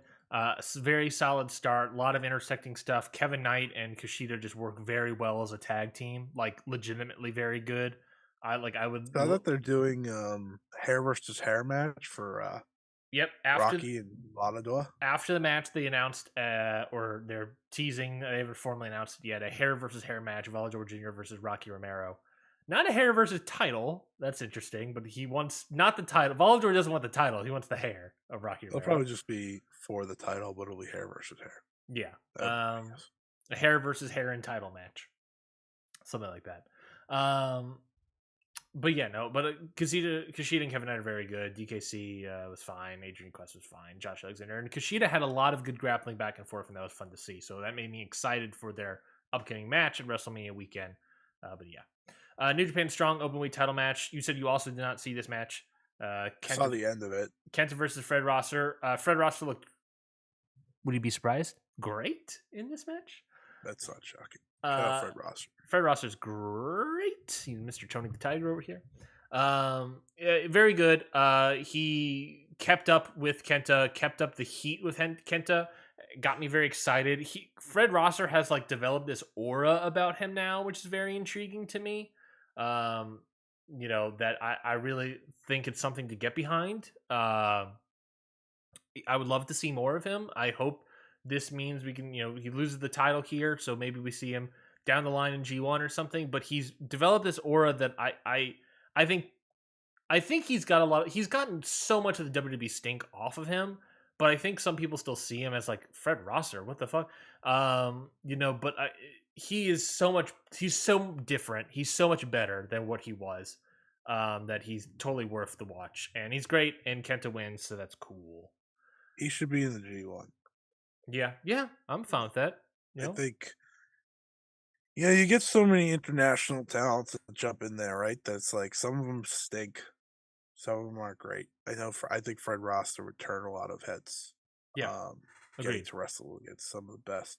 I mean, at the end of the day, Kenta's probably just meshing this title in with one of the other titles in some title versus title match unification. That's what I'm expecting with the strong title. So, hey, it's nice to see Kent have a belt Yeah, for a little 2 nice. seconds. Take it over to Noah and take it over to Noah. They don't know and just don't come back until Bullet Club's dead.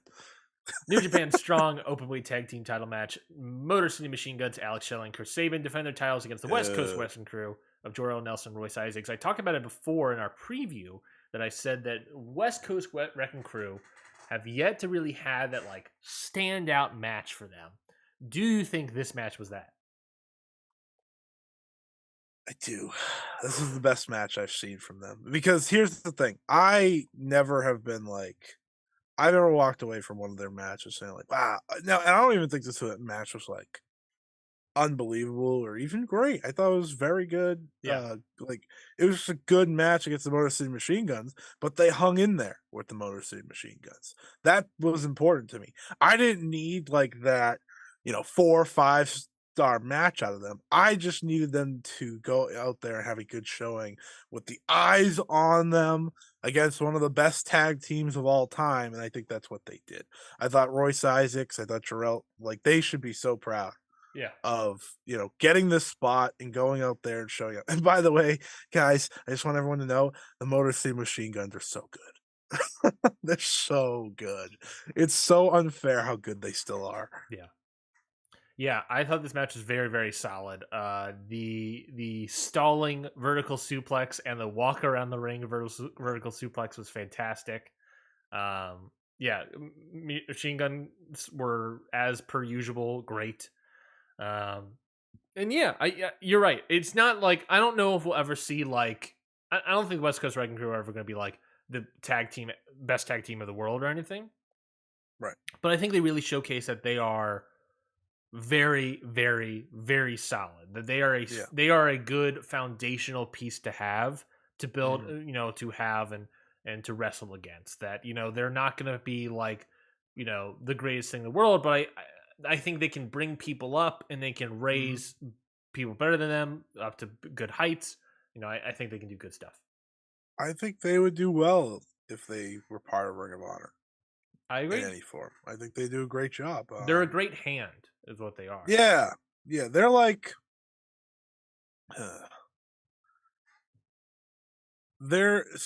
I think the Workhorsemen are far way so much better than what they are placement wise. Mm-hmm.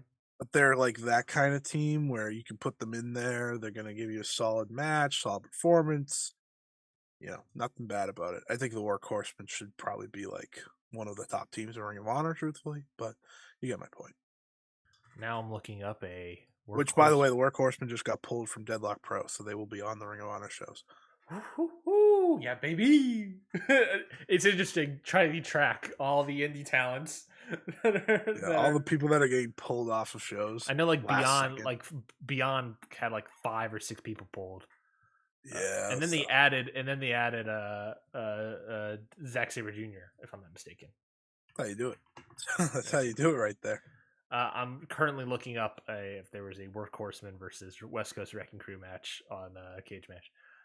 Not looking like that's going to be the case, but Yamashita's doing. I don't even know what company that is. Anyways, next match. Oh shit! Oh, Billy Starks got pulled from a show on that too. Looks like she's going to Ring of Honor as well. Oh, there we go. I think one of the people that surprised me that I saw that got pulled from Beyond, now I think about it, was Tracy Williams got pulled. Oh, he was Ring of Honor, right? Yeah, he was. But I saw that and I was like, "Where's Red Titus?" Oh, now I gotta look up to see who the list of can someone be tracking this? Could someone be tracking all this? We need someone to be a tracker. Who's getting pulled from shows? Yeah. Go back through and see who's getting pulled from what, because that's what I want to know right now. Because there were several people pulled, and now I'm going to look this up.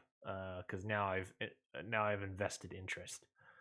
But I'm gonna go through all this. So as I'm looking through this to find this answer, Scotty, let me ask you, what do you think about this next match? Loser leaves New Japan. Eddie Kingston versus Jay White, with Eddie Kingston getting the win. Jay White out of Japan, out of the company, what do you think of this match before we talk about future of Jay White? What do you think of this match? I thought this match was fantastic. I'm gonna miss Jay White. If he doesn't go to AEW, I'm gonna miss this version of Jay White because this version of Jay White will be gone. In AEW, I mean in WWE, because he is so, and we've talked about this. He fits in America so much better because this match I think highlighted that for me. He is so good at telling those stories by just not he doesn't have to talk, right? He doesn't have to do Roman. He doesn't have to be Roman Reigns. He doesn't have to talk the whole time. He does talk sometimes. But what he's so good at is the facial expressions, the desperation, all stuff like that. Like this match was so great because it felt like a man who was on his final like legs, right? He's desperate. He's in a bad way right now. He's lost his two big major matches. This is it, right? Against Eddie. He put up more than he could chew. And you got a guy in Eddie who, right, he loves this stuff. We know that. So that only enhanced the match for me because it's like this guy on one side of the ring, it's this guy who's like, we know this is kind of a job for Jay White. He said that before. And then you got Eddie on the other side who wants everything in his power to keep wrestling with New Japan Pro Wrestling, to wrestle in Japan, to have that possibility of going to Japan someday and wrestling for them. So to me, that only brought out. You get to the actual action part of this, and they're just chopping the shit out of each other. They're hitting each other with every little possibility you could think of. Like it wasn't a moves match, and it didn't need to be, and it shouldn't be. That's why I love Jay White, and that's why I love Eddie Kingston. This was great, capital G, great. It to me was my second favorite match of the night, even better than the main event for me. And I thought the main event was great too.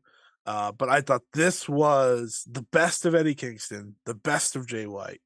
Mix them together and have a really good, really great final match for Jay White in his New Japan tenure. Totally agree. I thought this match was fantastic. I go back and forth in my brain of was this match of the night for me? I love this match. I thought the effort in this match between Eddie Kingston and Jay White was completely there. Obviously, they destroy each other, they kill each other. Jay White was in phenomenal form. Eddie Kingston, of course, has always been fantastic.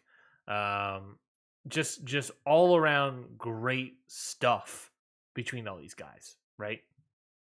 And then you got that story, right? You got the story of this is Jay White's final match. You get Eddie Kingston, who, Eddie Kingston, who's like just going in there to kill a guy, but ultimately respects the guy because he's wrestling a good match, which I loved.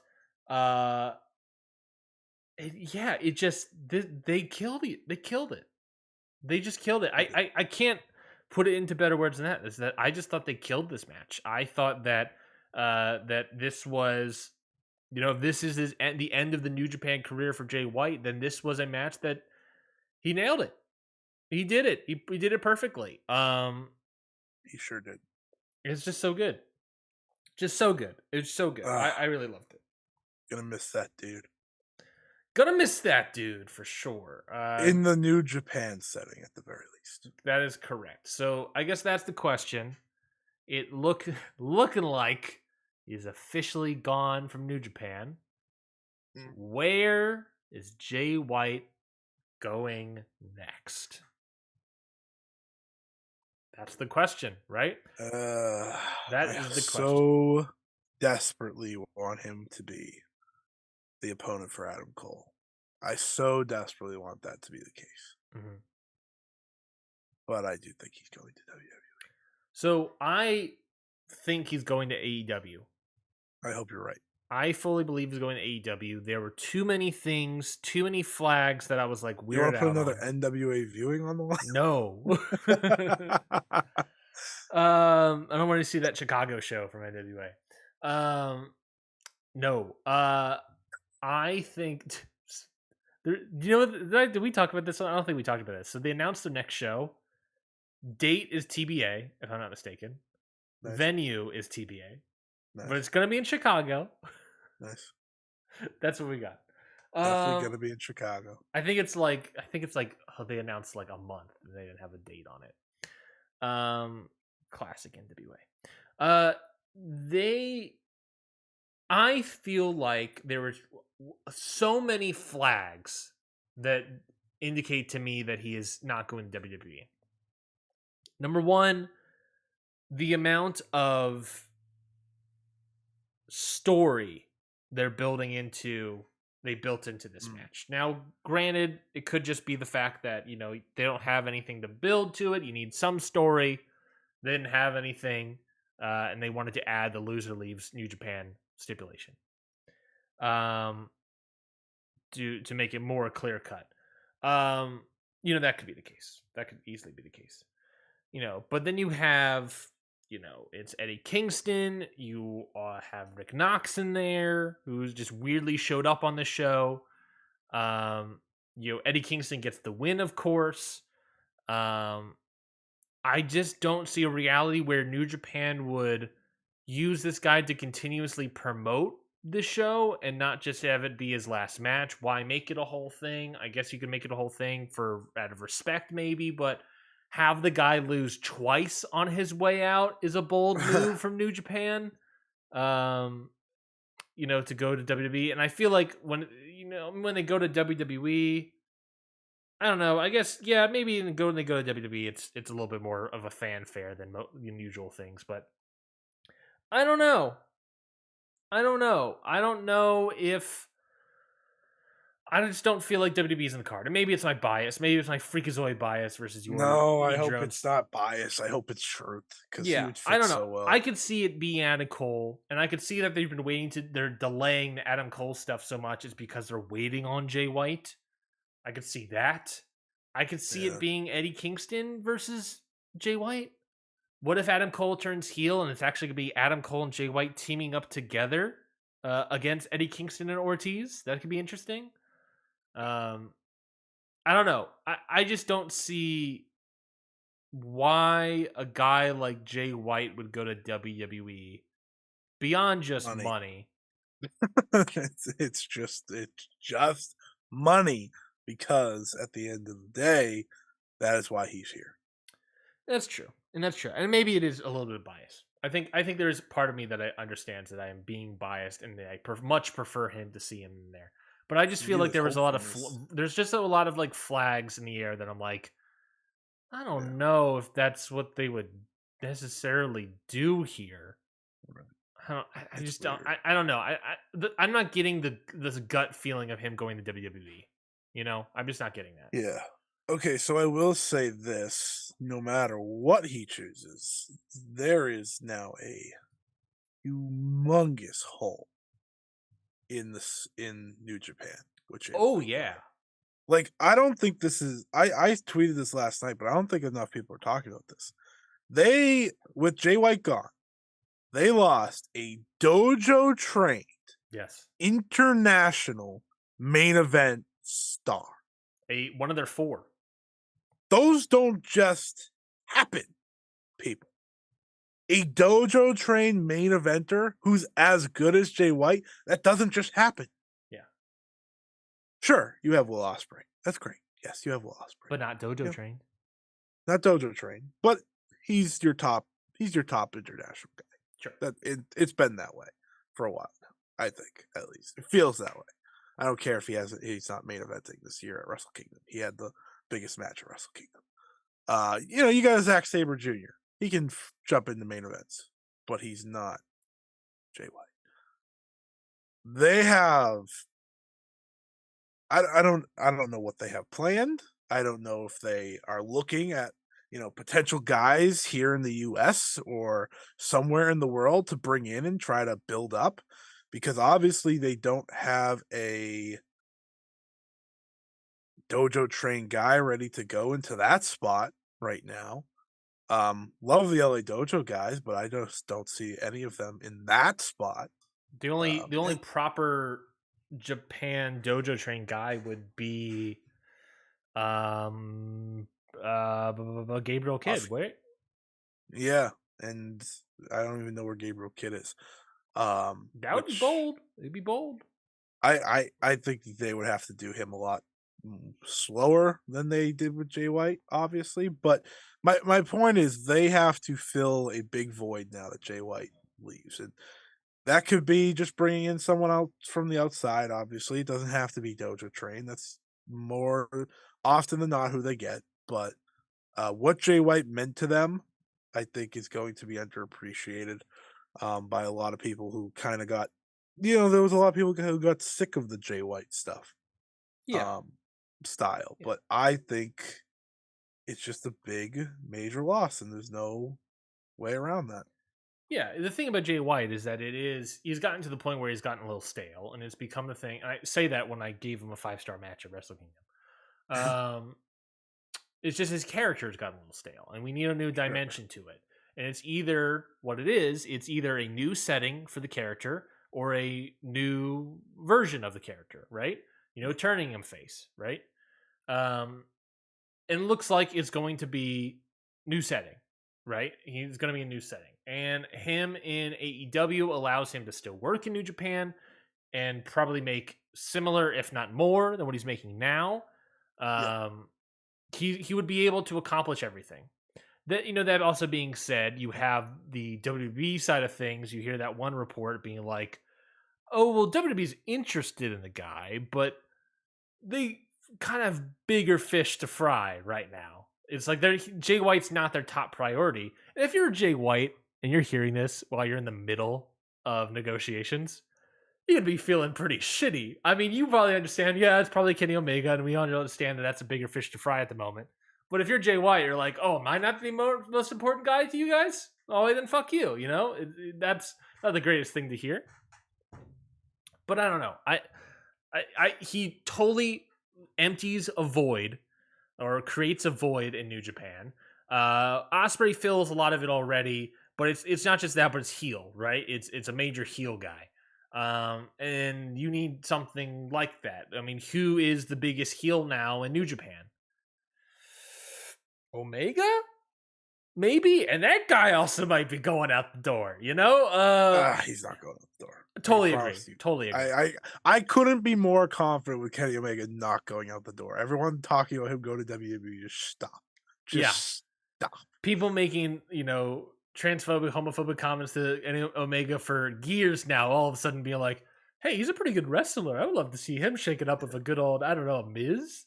Not happening. Not happening. Not gonna happen. Even if CM Punk walks back through the door, it's not happening. I think that could, depending how Kenny Omega feels about that, I think that's probably the only thing that would get him out the door. Yeah. But I agree. I don't know if that's going to be the case. Top heel in New Japan. I have no clue. Exactly, right? Who's the top heel in New Japan? Is it Omega? Let's do the old roster lookup. Let's do the old New Japan roster page. Let's see. What do we got here? Is it Jonathan Gresham who's still on this roster? Is it Omega? Is it Saber? Is it Kenta? No. I'm just gonna name people. Let's go name people. Is it Suzuki? Is Ospreay still a heel? I don't know. I think he's a tweener at best. But who is someone that is still a heel? It's him. Yeah.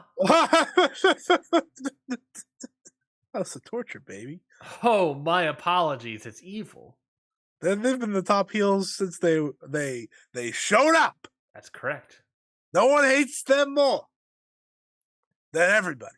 It's probably also torture, truthfully. Probably at this rate. I mean, they don't really have a lot of heels. They're gonna have to turn some people over, which they seemingly did. David Finlay came out after this match, transferred that heat to David Finlay, cut a scathing promo, which I thought was fantastic. Some people are discussing whether or not he's like the new leader of Bullet Club as well, because you also That have that never whole got that hint. never got that hint whatsoever. What I will say, I would think it would be lame if that was the case, but I don't think many people. I don't know how many people connected on this. Jay White and David Finlay came up through the dojo system together. Yes. So Jay White giving his final moment in New Japan to him is very cool. Totally agree. Totally agree. And maybe that's the thing. Maybe David Finlay can become dojo train, gaijin, outsider, top heel. And maybe that's what they're going for. I don't think he's there yet. I don't think he's him, but we'll see. We'll see. I mean, there's also El Phantasmo that's in there as well that people have been saying that sort of pegged him as like the next BC leader. I don't know. I think how about we just kill Bullet Club, huh? How about we just do that? I think that's a solid possibility. Let's just do that. Let's just nuke them. Juice isn't even there. He signed the AEW. Well, he did show up on the show, I guess. He did, which is shocking. Actually, I was like, oh yeah, I forgot you technically work for them. Still, kind of, not really. Yeah, it's just I don't know. I don't think he goes to WWE if he. I don't know. It's all about money and stuff, but like, I don't think the crowd won't know who he is because the crowd that would have known who he was is gone. I again promise to you, he does not care about that. and then also might be the case. But that's what I'm saying. I'm saying like the crowd would know who it is. His style of work will not work in this company. Are you sure? Roman Reigns is the main event. Might be true then. Roman Reigns does it a lot worse, but he does it. That might be true. But I mean, in terms of his style of wrestling, I don't think it works. He'll have to change his finisher. There's a lot of things he has to change. To me, that's bad enough. Jamie Black. Jamie Kiwi. Well, it was a great match. Goodbye, Jay White. Hopefully you're at Revolution and not WrestleMania. And that's the other thing. Also, we have Revolutions down the line. So we're probably not going to hear from Jay White if he doesn't show up at Revolution. We're not seeing Jay White until probably the night after WrestleMania. Agreed. Totally agreed. I think those are the marking points we gotta watch out for. Assuming he's not like on TV like immediately for AEW. That'd be pretty funny. For WWE, he's gonna go to Ring of Honor. For WWE, he's not gonna show up to WrestleMania or stand and deliver. You would hope not. That's true. Maybe he's Ring of Honor. Maybe he's like the new face of Ring of Honor. Weird. No, he's on Impact. Beyond Wrestling, they tweeted Wheeler Yuta, Willow Nightingale, Tracy Williams, and Trisha Dora will no longer be appearing on their show. But you know who is appearing that I saw? Zack Sabre Jr., but also Max Caster. So it looks like, oh dang, the Acclaim not going to be at that taping. The Acclaim. But Tracy Williams is interesting. Trisha Dora is also great. But yeah, people are dropping left and right. Dropping like flies. Let's keep moving along. Filthy Rules fight Tom Lawler versus Homicide. I thought this match was probably the weakest match on the show. What did you think of this? Yeah, I love it. Cool spots, but yeah, it was a blunder. It was a blunder brawl, a plunder brawl, a plunder, and it was just sort of fine. It was aggressively fine, I thought. Maybe not too aggressively fine. There was some interesting stuff, but nothing that really it was a good palate cleanser of a match, if you will. That'd probably be my best review of it. New Japan World TV title match: Zack Sabre Jr. versus Clark Connors. I thought this was really solid. I think someone pointed out to me how Zack Sabre Jr. says like doing technical wrestling in front of American fans is like playing Beethoven for them or something. And it's like, that's so true because this crowd stunk for this match. But I thought Zach and Clark put in really good work. Clark in another big spot. I thought he shined. I thought he looked really solid, especially in the closing 5 minutes where these TV matches really get good. Downside of it. Yeah, it's like you build, and those final 5 minutes are just crazy good. Which is fine. If that's the style they want to go with, they'll figure it out. They're still figuring out what a 15-minute match looks like. Yeah. Because not a lot of them are used to that. but I enjoyed it. I really did. Yeah, I totally agree with you. Is that the crowd picked up at one point, but they definitely got quiet when the technical wrestling matching stuff was happening. Um, yeah, it's the thing about TV title matches. What we say this every single time is that it's they gotta have to be sprints the entire time. When you're not doing sprints, can get boring. And even if it's just technical wrestling, it's not just technical wrestling; it's other wrestling as well. It happened during that entire tournament. Whenever someone was not going for a sprint, it got boring quickly. You shouldn't be constantly going to the time limit as well. I understand 15 minutes and stuff, but you know how many of these matches get close to the time limit? Let's give me some 5-minute matches. Give me some 5-minute bangers. Some matches can end that quickly. Let's just do that. Why not? But ultimately, I thought the match was pretty good. I like the technical wrestling. I thought Clark Connors showcased himself well here. And post match, Kevin Knight came out and challenged Zack Sabre Jr. So that's gonna be the match down the line. Maybe that's at Impact. I don't know. Maybe it's the next something somewhere. I don't know. But we'll see what happens there. I like it. I think Kevin Knight's great, so I'm here for it. Totally agree. Let's get into it. Double main event time. So I was going to say semi-main, but double main event time. Here we go. IWGP Women's title match. Mercedes Moné defeats Kairi. Am I going to go first? Go for it, man. You know, I warned a lot of people. You're the WWE. I warned a lot of people. I was being a good person, okay? I was saying, you know, there's people to doubt in wrestling, okay? You know, the AEW freakazoids hate her because she didn't show up on a show she never teased. The E-drones hate her because she left WWE. The Stardom, Joshi, New Japan fans hate her because she's not saying wrestlers' names right. Guess what, people? It doesn't matter because it was all a freaking ruse. Because you know what happens when you put Mercedes Moné in a spot with all the doubters?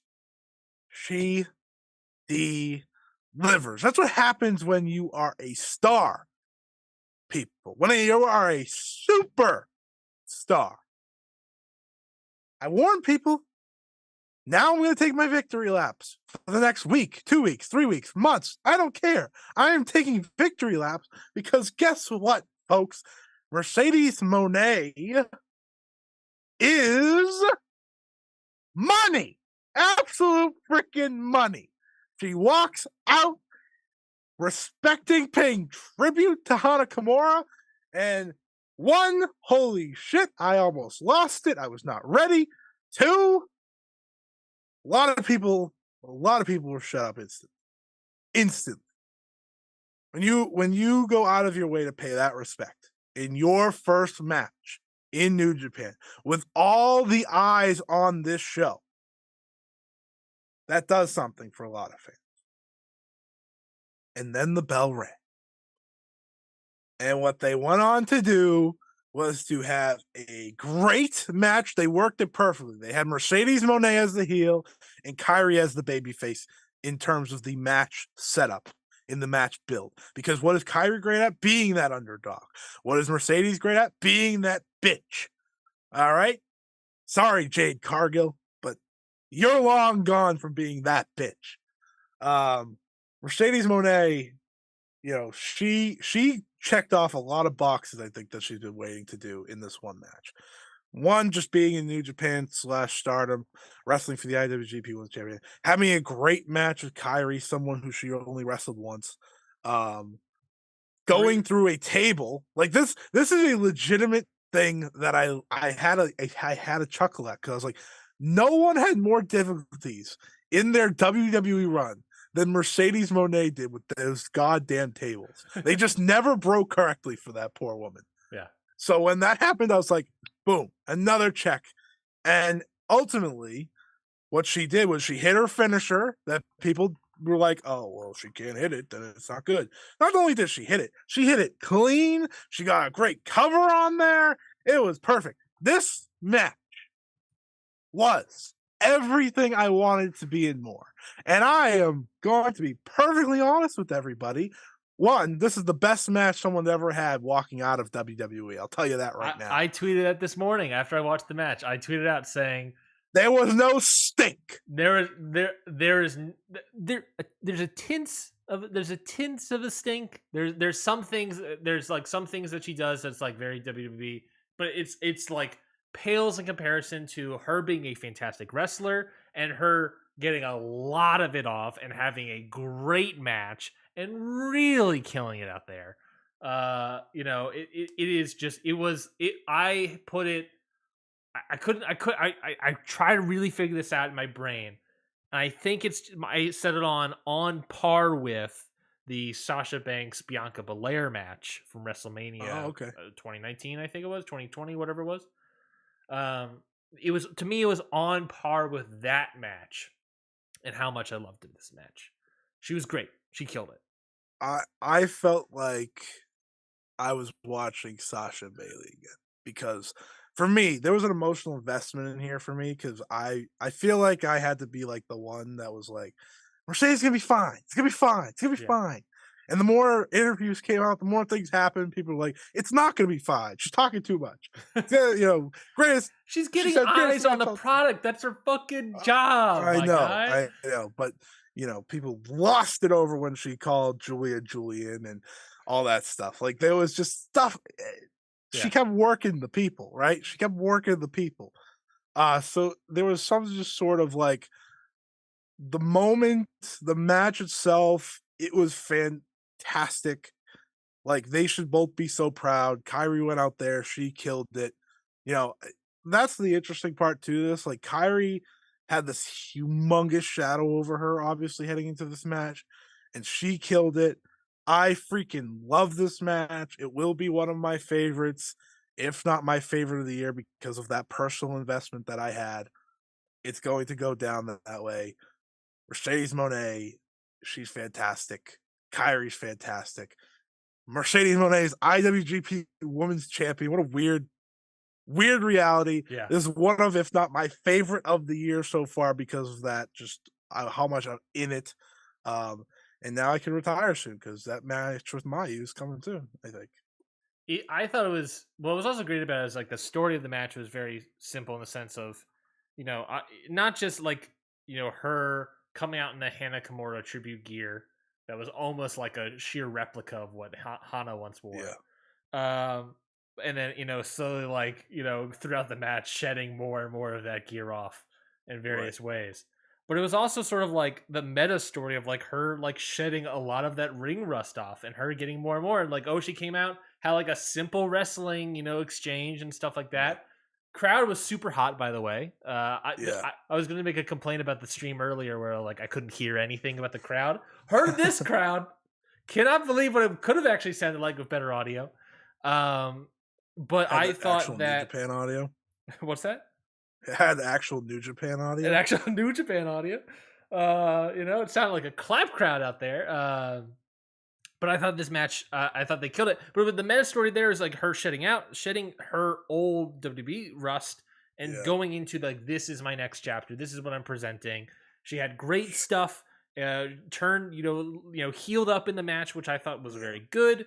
They did the thing, the ref bump and all that stuff. I actually loved the ref bump because it worked. For me, it was the evil smirk after that's like, shit. The evil smirk and then immediately like, ooh, whoops, that wasn't me. It kind of played on that WWEism that she still has in her, like, my bad. Because like you're stepping into the world of New Japan / Stardom, and it's like, we don't do that type of stuff here. And then she's like, oops, sorry. Old habits don't die instantly. They should be so proud. Like, this is what the IWGP Women's Championship should be all about. Moments and matches like this. Agreed. Let's talk about the main event. Kazuchika Okada. How long did it go? 27 minutes. Yeah, it was the longest match of the night. Let's talk about the main event. Kazuchika Okada versus Hiroshi Tanahashi. I thought all this a day's work, baby. All a day's work. Just a quick flight over here. Let me beat up Hiroshi Tanahashi, defend my title, and go back to Kaito Kiyomiya. Go back to Noah. I thought this match was great. I didn't think it was the best match of the night. No, I thought Jay White I and had Eddie it third Kingston. actually. I did also have it third. I thought the other two matches were great. But this match is great. It's just that's the thing. Just any combination of Okada and Tanahashi, I thought were fantastic. I thought it was so good. Yeah, the unfortunate thing, I thought about this. I was like, wow, Okada had 2 matches where he was absolutely overshadowed by the semi-main event, aka Wrestle Kingdom, and now here, where it's not really his fault. It's just how they booked it, right? Yeah. And I thought it was smart to book it this way because, again, it had that chip on the shoulder for Mercedes and Kyrie because they didn't get the main event, so they had to go out there. And Okada and Tanahashi, they do this in their sleep, so it's like, we don't care. Yeah, we'll main event, sure. We'll have a great match, and that'll be that. I also meant to say that I don't know if people saw, but Bailey started the Mercedes Moné chants at the show. Did you see this story? Which story? That she was in there with a lucha mask on, but Yes. she got so excited that she took it off once Mercedes started wrestling because she was so happy, like she was done with the stupid mask. And that's how everyone started to notice her. She was like on top and she ran down to the bottom because you could see her when Mercedes was leaving. Yeah. But yeah, I mean, back to the main event, Okada Tanahashi. I mean, what's there to say that hasn't been said? These two are world class. They had some great near falls, even though there was no shot Tanahashi was winning.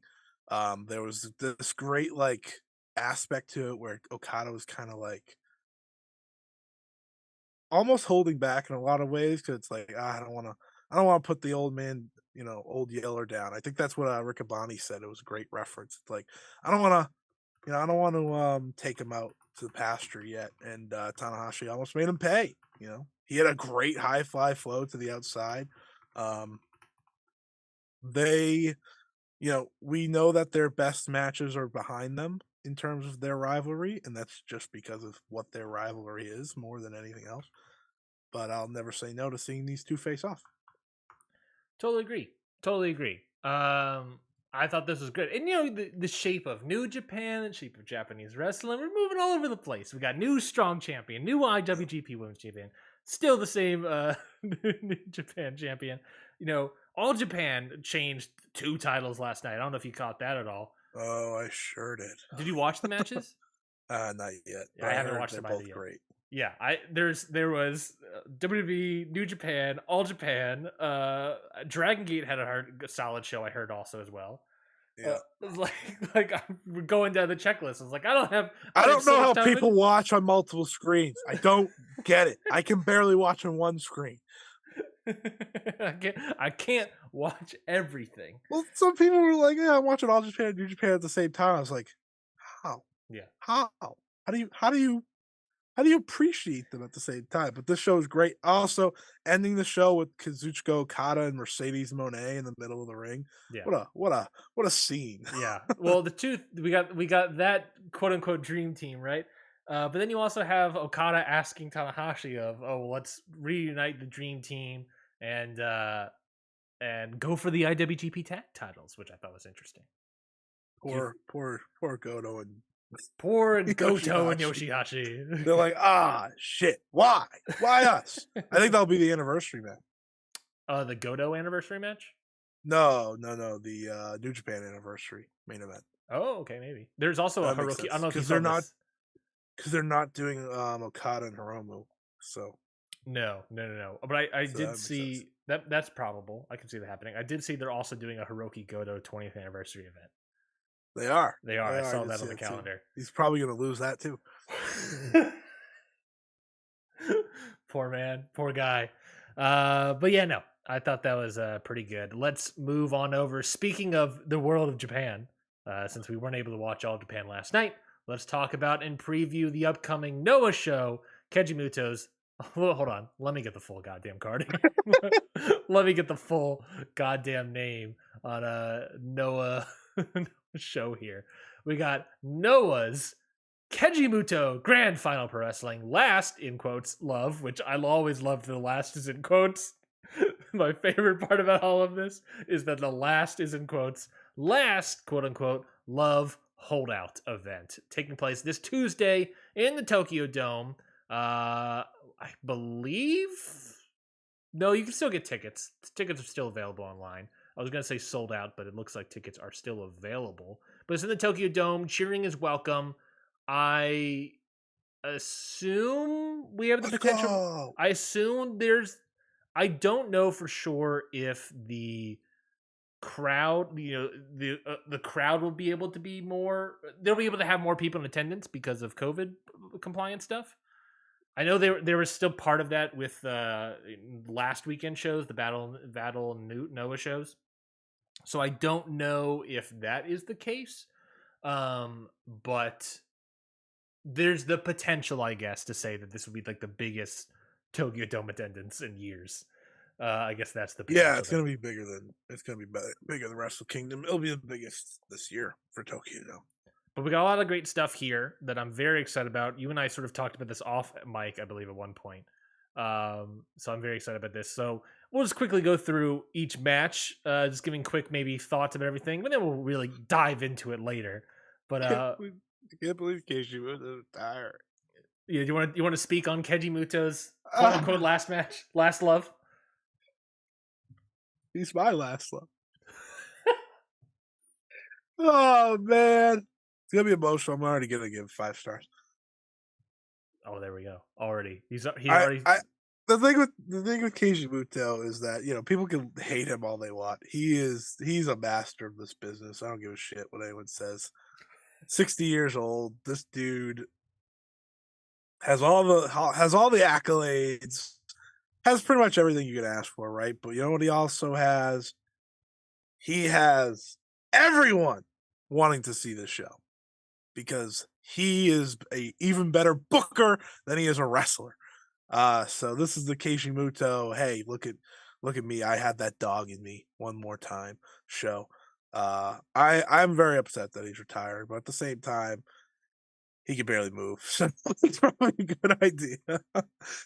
my poor boy can finally go rest. Finally go rest.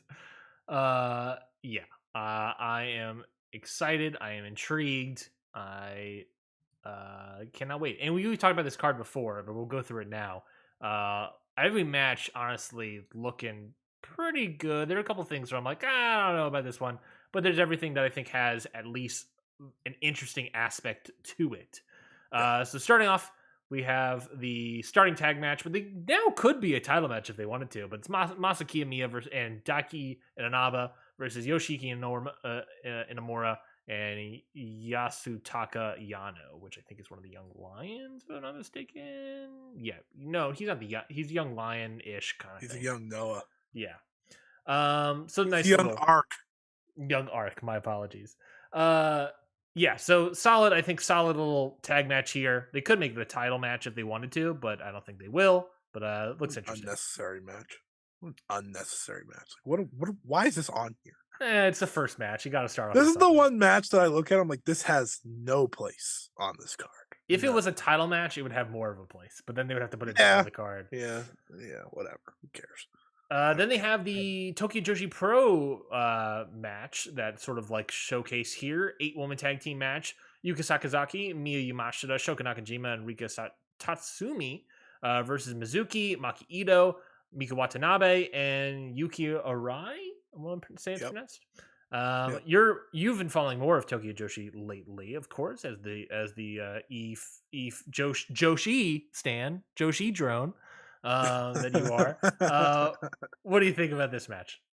I think this will be a really good way to showcase the best of TJPW. Actually, I've said multiple times here or elsewhere that TJPW is an acquired taste, I think, for fans, but when you get the likes of a Yamashita in there, likes of a Maki Ito in there, Yuki Sakazaki, so on and so forth, you have a good chance to let them shine, and they deserve this spot. I'm very happy for them. This is maybe the only time they'll ever get to be into the Tokyo Dome. You got to think about that too. That's kind of how I'm looking at a lot of the show. this might be the only time certain wrestlers ever get to go inside the Tokyo Dome and have a match. Mm-hmm. So they're gonna show up big time. This should be a lot of fun. I think you're getting the four pillars of TJPW against the four newer stars. Should be a lot of fun. I agree. I think it should be a very solid showcase. This whole event is very. I was gonna say a Bema. That's not correct. Who owns Noah? God damn, I'm forgetting. Cyber fight. Cyber fight. This whole thing has very like cyber fight showcase as well. So yeah, I'm excited about this. I think it's very solid. Joshi showcase here. World. I also will say Yuka Sakazaki has herself an absolute month and a half. She's wrestling on this. She's main eventing TJPW's biggest show of the year, and she's probably challenged Athena at Super Card of Honor for the Ring of Honor Women's Championship. Have yourself a month, Yuka. Yeah. Oh yeah. Forgot about that. I keep forgetting about that Ring of Honor match, which is very exciting. Yes. World Warrior Battle. This is a 6-man tag match. This is Takeshi Sagura, Satoshi Kojima, and Timothy Thatcher versus the good-looking guys, Jake Lee, Jack Morris, and Anthony Green. Our boy Jack Morris is headed to the dome, baby. Woo! Jackie M. Who would have thought? I don't think when we talked to him, there's no chance he sat there and said, "Yeah, I'm going to be inside the Tokyo Dome." No. Wrestling. That's awesome for him. I hope the good-looking guys win. Yeah, I agree. I think good-looking guys. And I love Takashi Sugiura, but he's a good-looking guy too, and honestly, he should join the faction. Yeah, hell yeah. No, he should leave his own faction to join the good-looking guy. That's what I'm saying. I mean, would you rather have Timothy Thatcher in there? I mean, come on. And then Jack Morris will switch over. He'll join and make it Morris Goon. Morris Goon. Oh, that'd be fantastic. New Explosion 10-man tag team match. This is the junior tag here.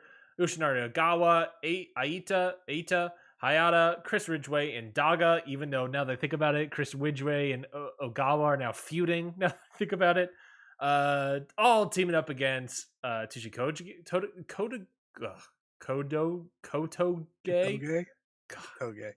Kotoge.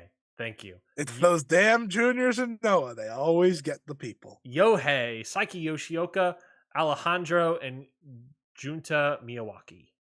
I'm going to use my preview time to say Atlantis Jr. got announced for the All-Star Dream Festival, so let's fucking go. Yes! Yes! In terms of this match, I don't give a shit. Stinger's broken up pretty much, so I don't understand what they're doing here.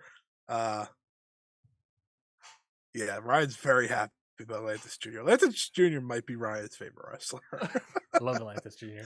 He might get to see 2 of his matches all year, but he might be his favorite. I want Atlantis Jr. versus someone insane. Like, let's do. I think isn't that happening on Fantastic Mania starts this week? Yeah, baby. I'm excited for Fantastic Mania. He has a great match. He's got a singles match in there, I think, against him versus is it Mystico? Volador? Yeah, Mystico. He has the Mystico match. That's the good shit right there. Whew, tap that into my blood streams. Anyways, New Explosion. Yeah, I'm trying to go quickly because we're already past 2 hours, so I'm trying to go quickly, and we didn't even talk about Impact. So sorry. Yeah, Impact. We'll just talk about you next week. Yeah, we'll talk about you next week. 8-man tag team match. This is the Dramatic Dream Future. This is Mao, Shunma, Katsumata, Yuki Ueno, Toei Kojima versus Tetsuya Endo, Hideki Okawa, Yuka Takashika, and Takeshi Shota. This is basically a DDT showcase 8-man tag match here. So anything to look out for in this match, Scotty? I don't think any of the best of Yuki Ueno, I guess, and Tetsuya Endo, but like it's kind of shocking where they've went with this. Mm-hmm. It seems like they're trying to showcase more of their younger guys, which is cool. But I think DDT just is missing like the likes of a Kazusada Higuchi, who I think is their best guy. Obviously, there's no Takeshita. Takeshita's kind of in, kind of out, anyways. But it should be fine. All right. I'm excited about just to seeing another showcase. No Jun Akiyama. No June. Uncle June. Dragon Gate versus Noah 6-man tag match. On the Noah Yes, side, we have beast. Naomichi Yes, beast Marufuji, El Hijo del Dr. Wagner Jr., and Ninja Mac all teaming up against Shun Skywalker, Kai, and Diamante. And Ninja Mac just always shocks me. Yeah. Always shocked. Um, Noah regular, Ninja Mac.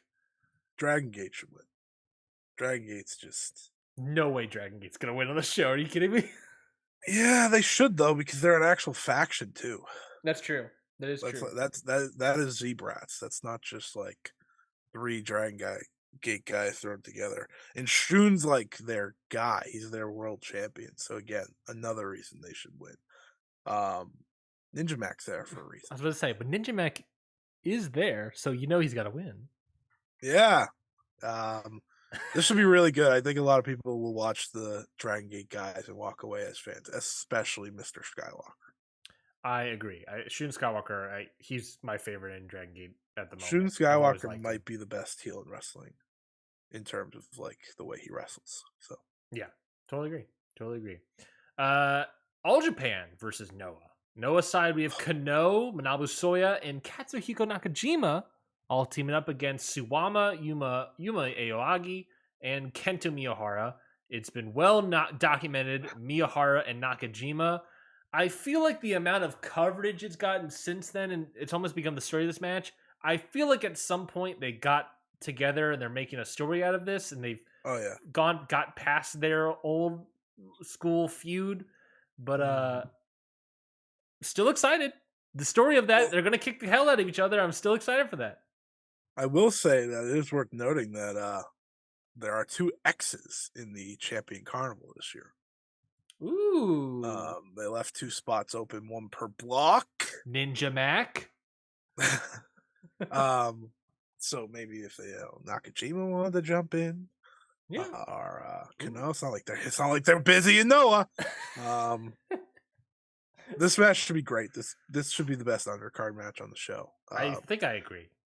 Kento Miyahara is not walking into the show as Triple Crown champion anymore, so that's a little deflating. Kind of feels like they might lose on that side. yeah, sure feels that way now. If it didn't before, but it should be great. A lot of people who don't know who Kento Miyahara is, they're about to learn how great Kento Miyahara is, and he's had a great year so far. I'm excited to see the Yuji Nagata match from last night. Yeah, I think the All Japan or the Dragon Gate match have a good shot of being like the best undercard match. Like I just think Shun and Kai and Diamante, I think have a really excited shot of having a fantastic outing. Diamante's stud. And they have great dance partners in there as well. But All Japan, I think the story there of Miyahara and Nakajima should be fantastic. The final De Lucha, Gato and Taiji Ishimori versus Nosawa Rongai and Mazada. This match right here, folks. The grossest match I've ever seen in my life. It is grotesque. It stinks. I hate it. But I'm going to watch it, and I hope Gato wins. It really feels like Mazada's taking the loss here. Yeah. I'm sure Taiji Ishimori gets the win for them. He's like the only young guy. I hope Gato pins Nosawa Rongai, and I think that's just the meta story there is just super funny. I've learned that Nosawa has never beaten Gato. Really? Oh, which makes it even funnier. Yeah, the meta story is quite true. This match stinks. It's gonna absolutely stink. It's the worst match of the card. Still gonna watch it. I'm still gonna watch it. Goddamn right I am. You gotta review it next week, baby. This show happens Tuesday, by the way. Yeah. Just randomly in the middle of the week. I'm gonna be watching this the rest of my work week. Ryan's gonna be watching in bits. Yes. Singles match here: Hiromu Takahashi and Amakusa. I think it's Amakusa. And a Tokyo Tornado. That's just a subtitle. That's not a match specific. I don't know how you make a tornado match out of a singles match. But Takahashi Amakusa. This should be very good. This should be a tornado, a Tokyo tornado, even banger for the kids at home. Call up. No, this should be really good. Call up Sheamus. These two should be a banger. these two are really looking forward to this match. Like Yeah. they really wanted to have this match, so I expect them to go out there and shine. And Amakusa's really been getting people paying attention with his like crazy dive that he does where he floats. Um, and Hiromu seems to be a little bit. Hiromu's getting back to where he once was. It feels like so. Yeah. I'm excited for it. I am too. I am very excited about this. I agree that Hiromu this year has been good so far. We talked about the Yo match last week, and I said that I was like sort of like on it, and you loved that match. You watched it afterwards and loved that match. And I think part of that why I was like on it is that Hiromu for me lately is just like I was to say it's definitely it couldn't have been Yo's fault. could have That been was you. the Could have been best Yo's showing of Yo's life. That's true. I think I said it at the time. It was certainly the best showing of Yo. Yeah, But it's a Hiromu thing. Yeah, it's a Hiromu thing for me. And maybe with a new setting, new opponent, I could be more interested in it. There's something about Hiromu. I was like, I need something different with this guy. yeah. And maybe He's getting his junior show. He's getting this match. Pick up the pace, buddy. God, what did you break your neck one time? Come on, keep it moving, keep it going. I forgot what his second injury was, but it was pretty bad. Next match. Whatever kept him out forever. Next match, and arguably, I know there's the sentimental favorite, but arguably this is the match of the night. This is the match of the night. This is getting it's not arguable. This might be the most highly anticipated match of 2023. Yeah. And we are 2 months in. Shining through, we have Kazuchika Okada, the IWGP World Heavyweight Champion, versus Kaito Kiyomiya, the GHC World Heavyweight Champion. Oh boy. This match has been built up phenomenally. I cannot wait for it. I don't have any clue who's going to win this match. I think at this rate, it would be best to have a draw, honestly. But I fear that a draw might be a 60-minute time limit. I don't know. I think it's 30. Is it 30? I don't see anything. I would have to look at an exhibition, match graphic. So it's not a title match or a main event. Could be wrong. I would love for that to be the case. Because I don't see, there's nothing on the actual website that says anything about the time limit here. It has to be a draw. Has to be a draw. Has to. Or Kaito loses. Or Kaito loses. What is the percent chance that Kaito Kiyomiya wins here? Because honestly, what would be ideal if politics were out the room. Okay, politics, get out the, come on, go. Hey, go. Politics. Hey, get out of here. If politics were out of the room, the ideal situation here is Kaito Kiyomiya wins, create a new star in Kiyomiya, help launch Noah even more because they will need somebody, and they're not getting Ibushi. They need somebody after this show, because once Muto leaves, it's going to be rough waters for them. They really need Kiyomiya to be the guy and to create a guy. Beating Okada would get that. Now, hey, politics can come back in. What's the percent chance that we're actually going to have that happen? 1%. Oh. I give Kaito Kiyomiya 1% chance to win this. Oof, be boof. I give Okada about a 40% chance, and the rest is all draw. 59% chance of a draw. It was 40% chance of Okada winning, 1% chance of Kiyomiya winning, and a 59% chance of a draw. Yeah, I think personally, I agree. I think a draw is more likely than anything. That's because you don't want to have Kiyomiya lose. You have both your world champions. That's no way that's going to have anybody lose. I know. It's Kiyomiya, but you got to start selling shows of Kiyomiya on top. So you need to start making them look good, and draw might be the only best way you can get out of this. Honestly, if Kiyomiya wins, this was probably the best wrestling match of 2023. I'll say that. If Kiyomiya somehow wins, it was probably the best match of the year. Yeah, undoubtedly. That's how. It could still be the best match of the year. I have no idea. But I know for a fact how little of a chance Kaito Kiyomiya has it sniffing a win against Kazuchika Okada. But the fact it's happening inside the Tokyo Dome, it all fits perfectly well. Yeah, no, Okada's been a phenomenal heel along the way. Kaito has been a phenomenal, I want to beat, he's pretty much like, I want to beat your ass, bitch. I would like this match to start with a Shining Wizard right out the gate. Yeah. He just absolutely launches himself, and we are underway. But it should be fantastic. It should be good. Uh, I am. How did you so like excited. Okada and Mr. Takagi? I haven't seen it. You still haven't seen it? I haven't seen it. What are you doing? There's so much wrestling I'm watching, man. I'm so behind on stuff. Well, watch it. I'll watch it today. That one's important. I You know. want to watch I that know. before? Oh my god! I was about to say, man, what a 2 weeks for Okada, and you're just like, sure. I just haven't. I haven't gotten around to it, man. It's like exactly the type I of match know. you love. So I that's the know. point. I know. I'm a failure wrestling fan. Yeah, but that's okay. But I will. You know what? I will watch Pro Wrestling I'm a West Love. failure of a wrestling fan. He says. Tetsuya Naito versus Keiji Muto in Keiji Muto's final match of all time. Whew. Art. That is not confirmed. No. Again, last is technically in quotes. Mm-hmm. Mm-hmm. I think this is going to be great just from an emotional standpoint. Yeah. I think, because I love the match last year with Kaito and Muto. Yes, you did. And now you have it against the most popular wrestler in Japan, in Tetsuya Naito.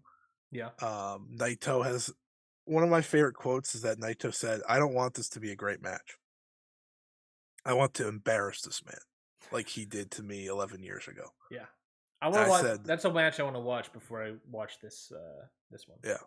Yeah, and I read that and I was like, "Wow, that's good stuff right there." Like that's kind of what you want to see, I think. Um, it should be great. Like I know people don't like Muto. I know people just wanted his hamstrings are absolutely shot already heading into this.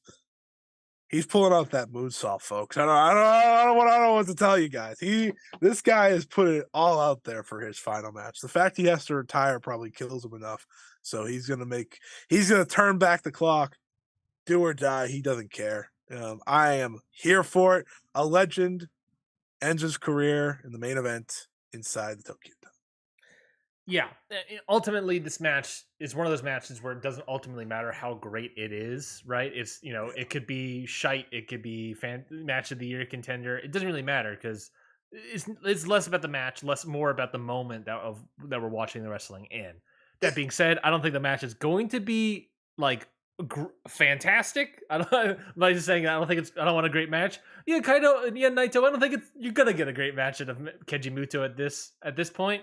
With all those knees and everything. Granted, I think part of the leg injury that he's currently selling might be partly a work, just to lower expectations and be able to jump that hurdle. But that being said, it's not gonna be like I don't think I'm doling out 4.5 stars on this match. But I think at the very least, what we're gonna get is a fantastic moment, very solid match between the two that will exceed some expectations. And yeah, I think it should be great.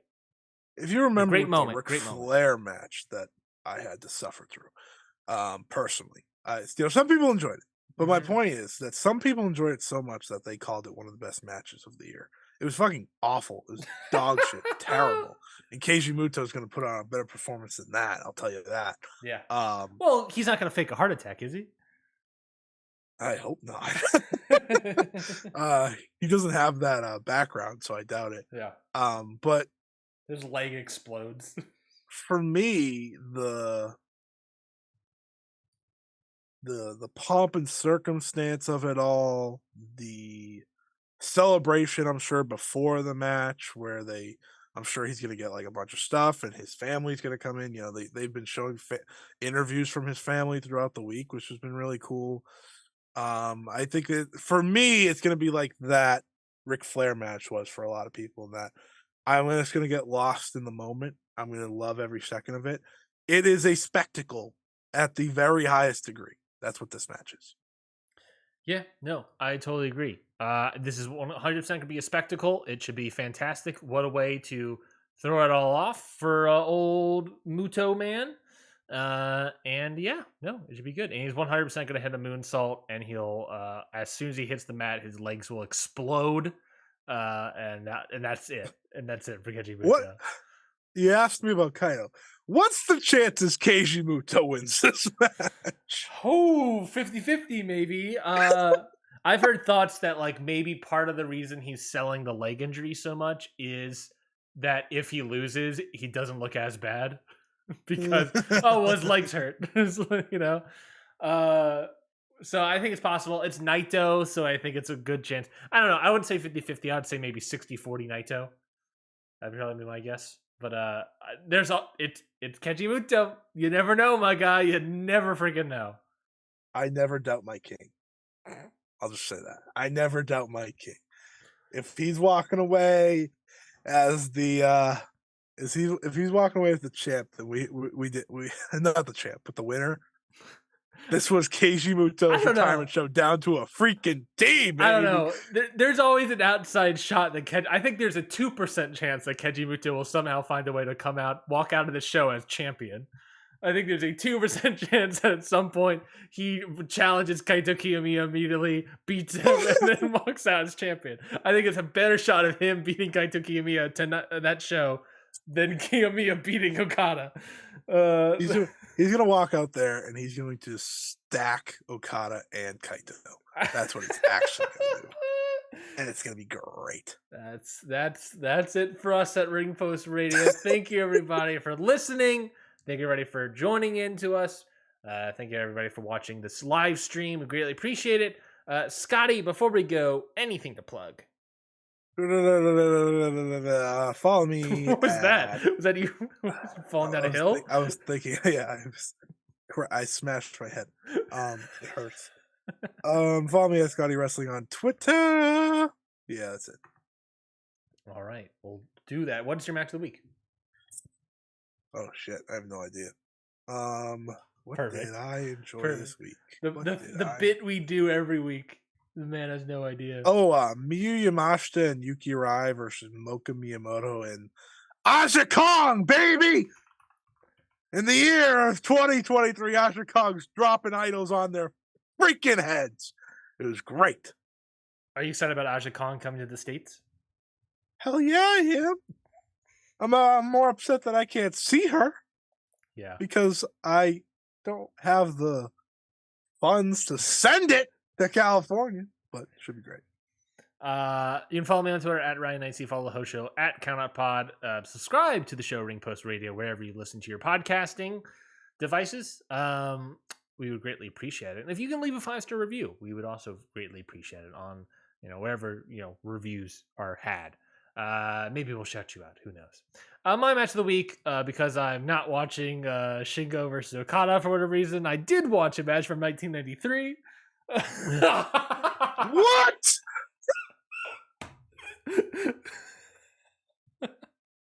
This guy, are we joking? He said, "Oh, there's so much wrestling on this mother."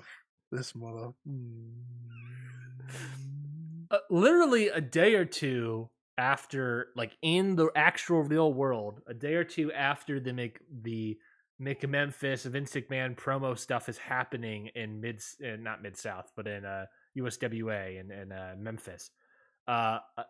Literally a day later than what I was watching, in All Japan Summer Action Series 2 Night 10, this is September 5th, 1993, Kenta Kobayashi is the hot dog guy, versus Dr. Death Steve Williams in a Triple Crown title number one contendership match. 4.5 stars. Great match. So good. Steve Williams is fantastic. Kenta is, of course, fantastic. But it was a great match. And yeah, no, I'm lazy and I'm not watching Shingo out of spite. Out of spite for what? No reason. I just wanted to do a little access. You love Shingo. You liar. I love Shingo. Is he in my Hall of Fame yet? Hold on, let me check. Did he make the Hall of Fame yet? You know, Will Ospreay's facing Big Damo this week. Strap in, baby. Ooh, And no, Tristan. I'm not watching the Archer? Shingo match because he has yet to be in the Knightsy Hall of Fame. So sorry, Shingo, you haven't made it yet. God. If I watch this, would he get in there? Well, let's check. Would he be able to get in? I don't think he would. Oh no! Let's see. Yeah, if I watch that match and it's fantastic, he will be in the Knightsy Hall of Fame. So let's see. We'll see what happens. Well, it was fantastic, but all right, whatever. Anyways, there's only 9 wrestlers in the Knightsy Hall of Fame. But we'll see if Shingo can make it. That is it for this week's episode of Ring Post Radio. We will see you all next week. We'll talk about Impact No Surrender. We'll talk about Keiji Muto's Last Love. Maybe we'll have a guest. And then whatever else happens in the world of professional wrestling. Until then, Bye. we'll see you all next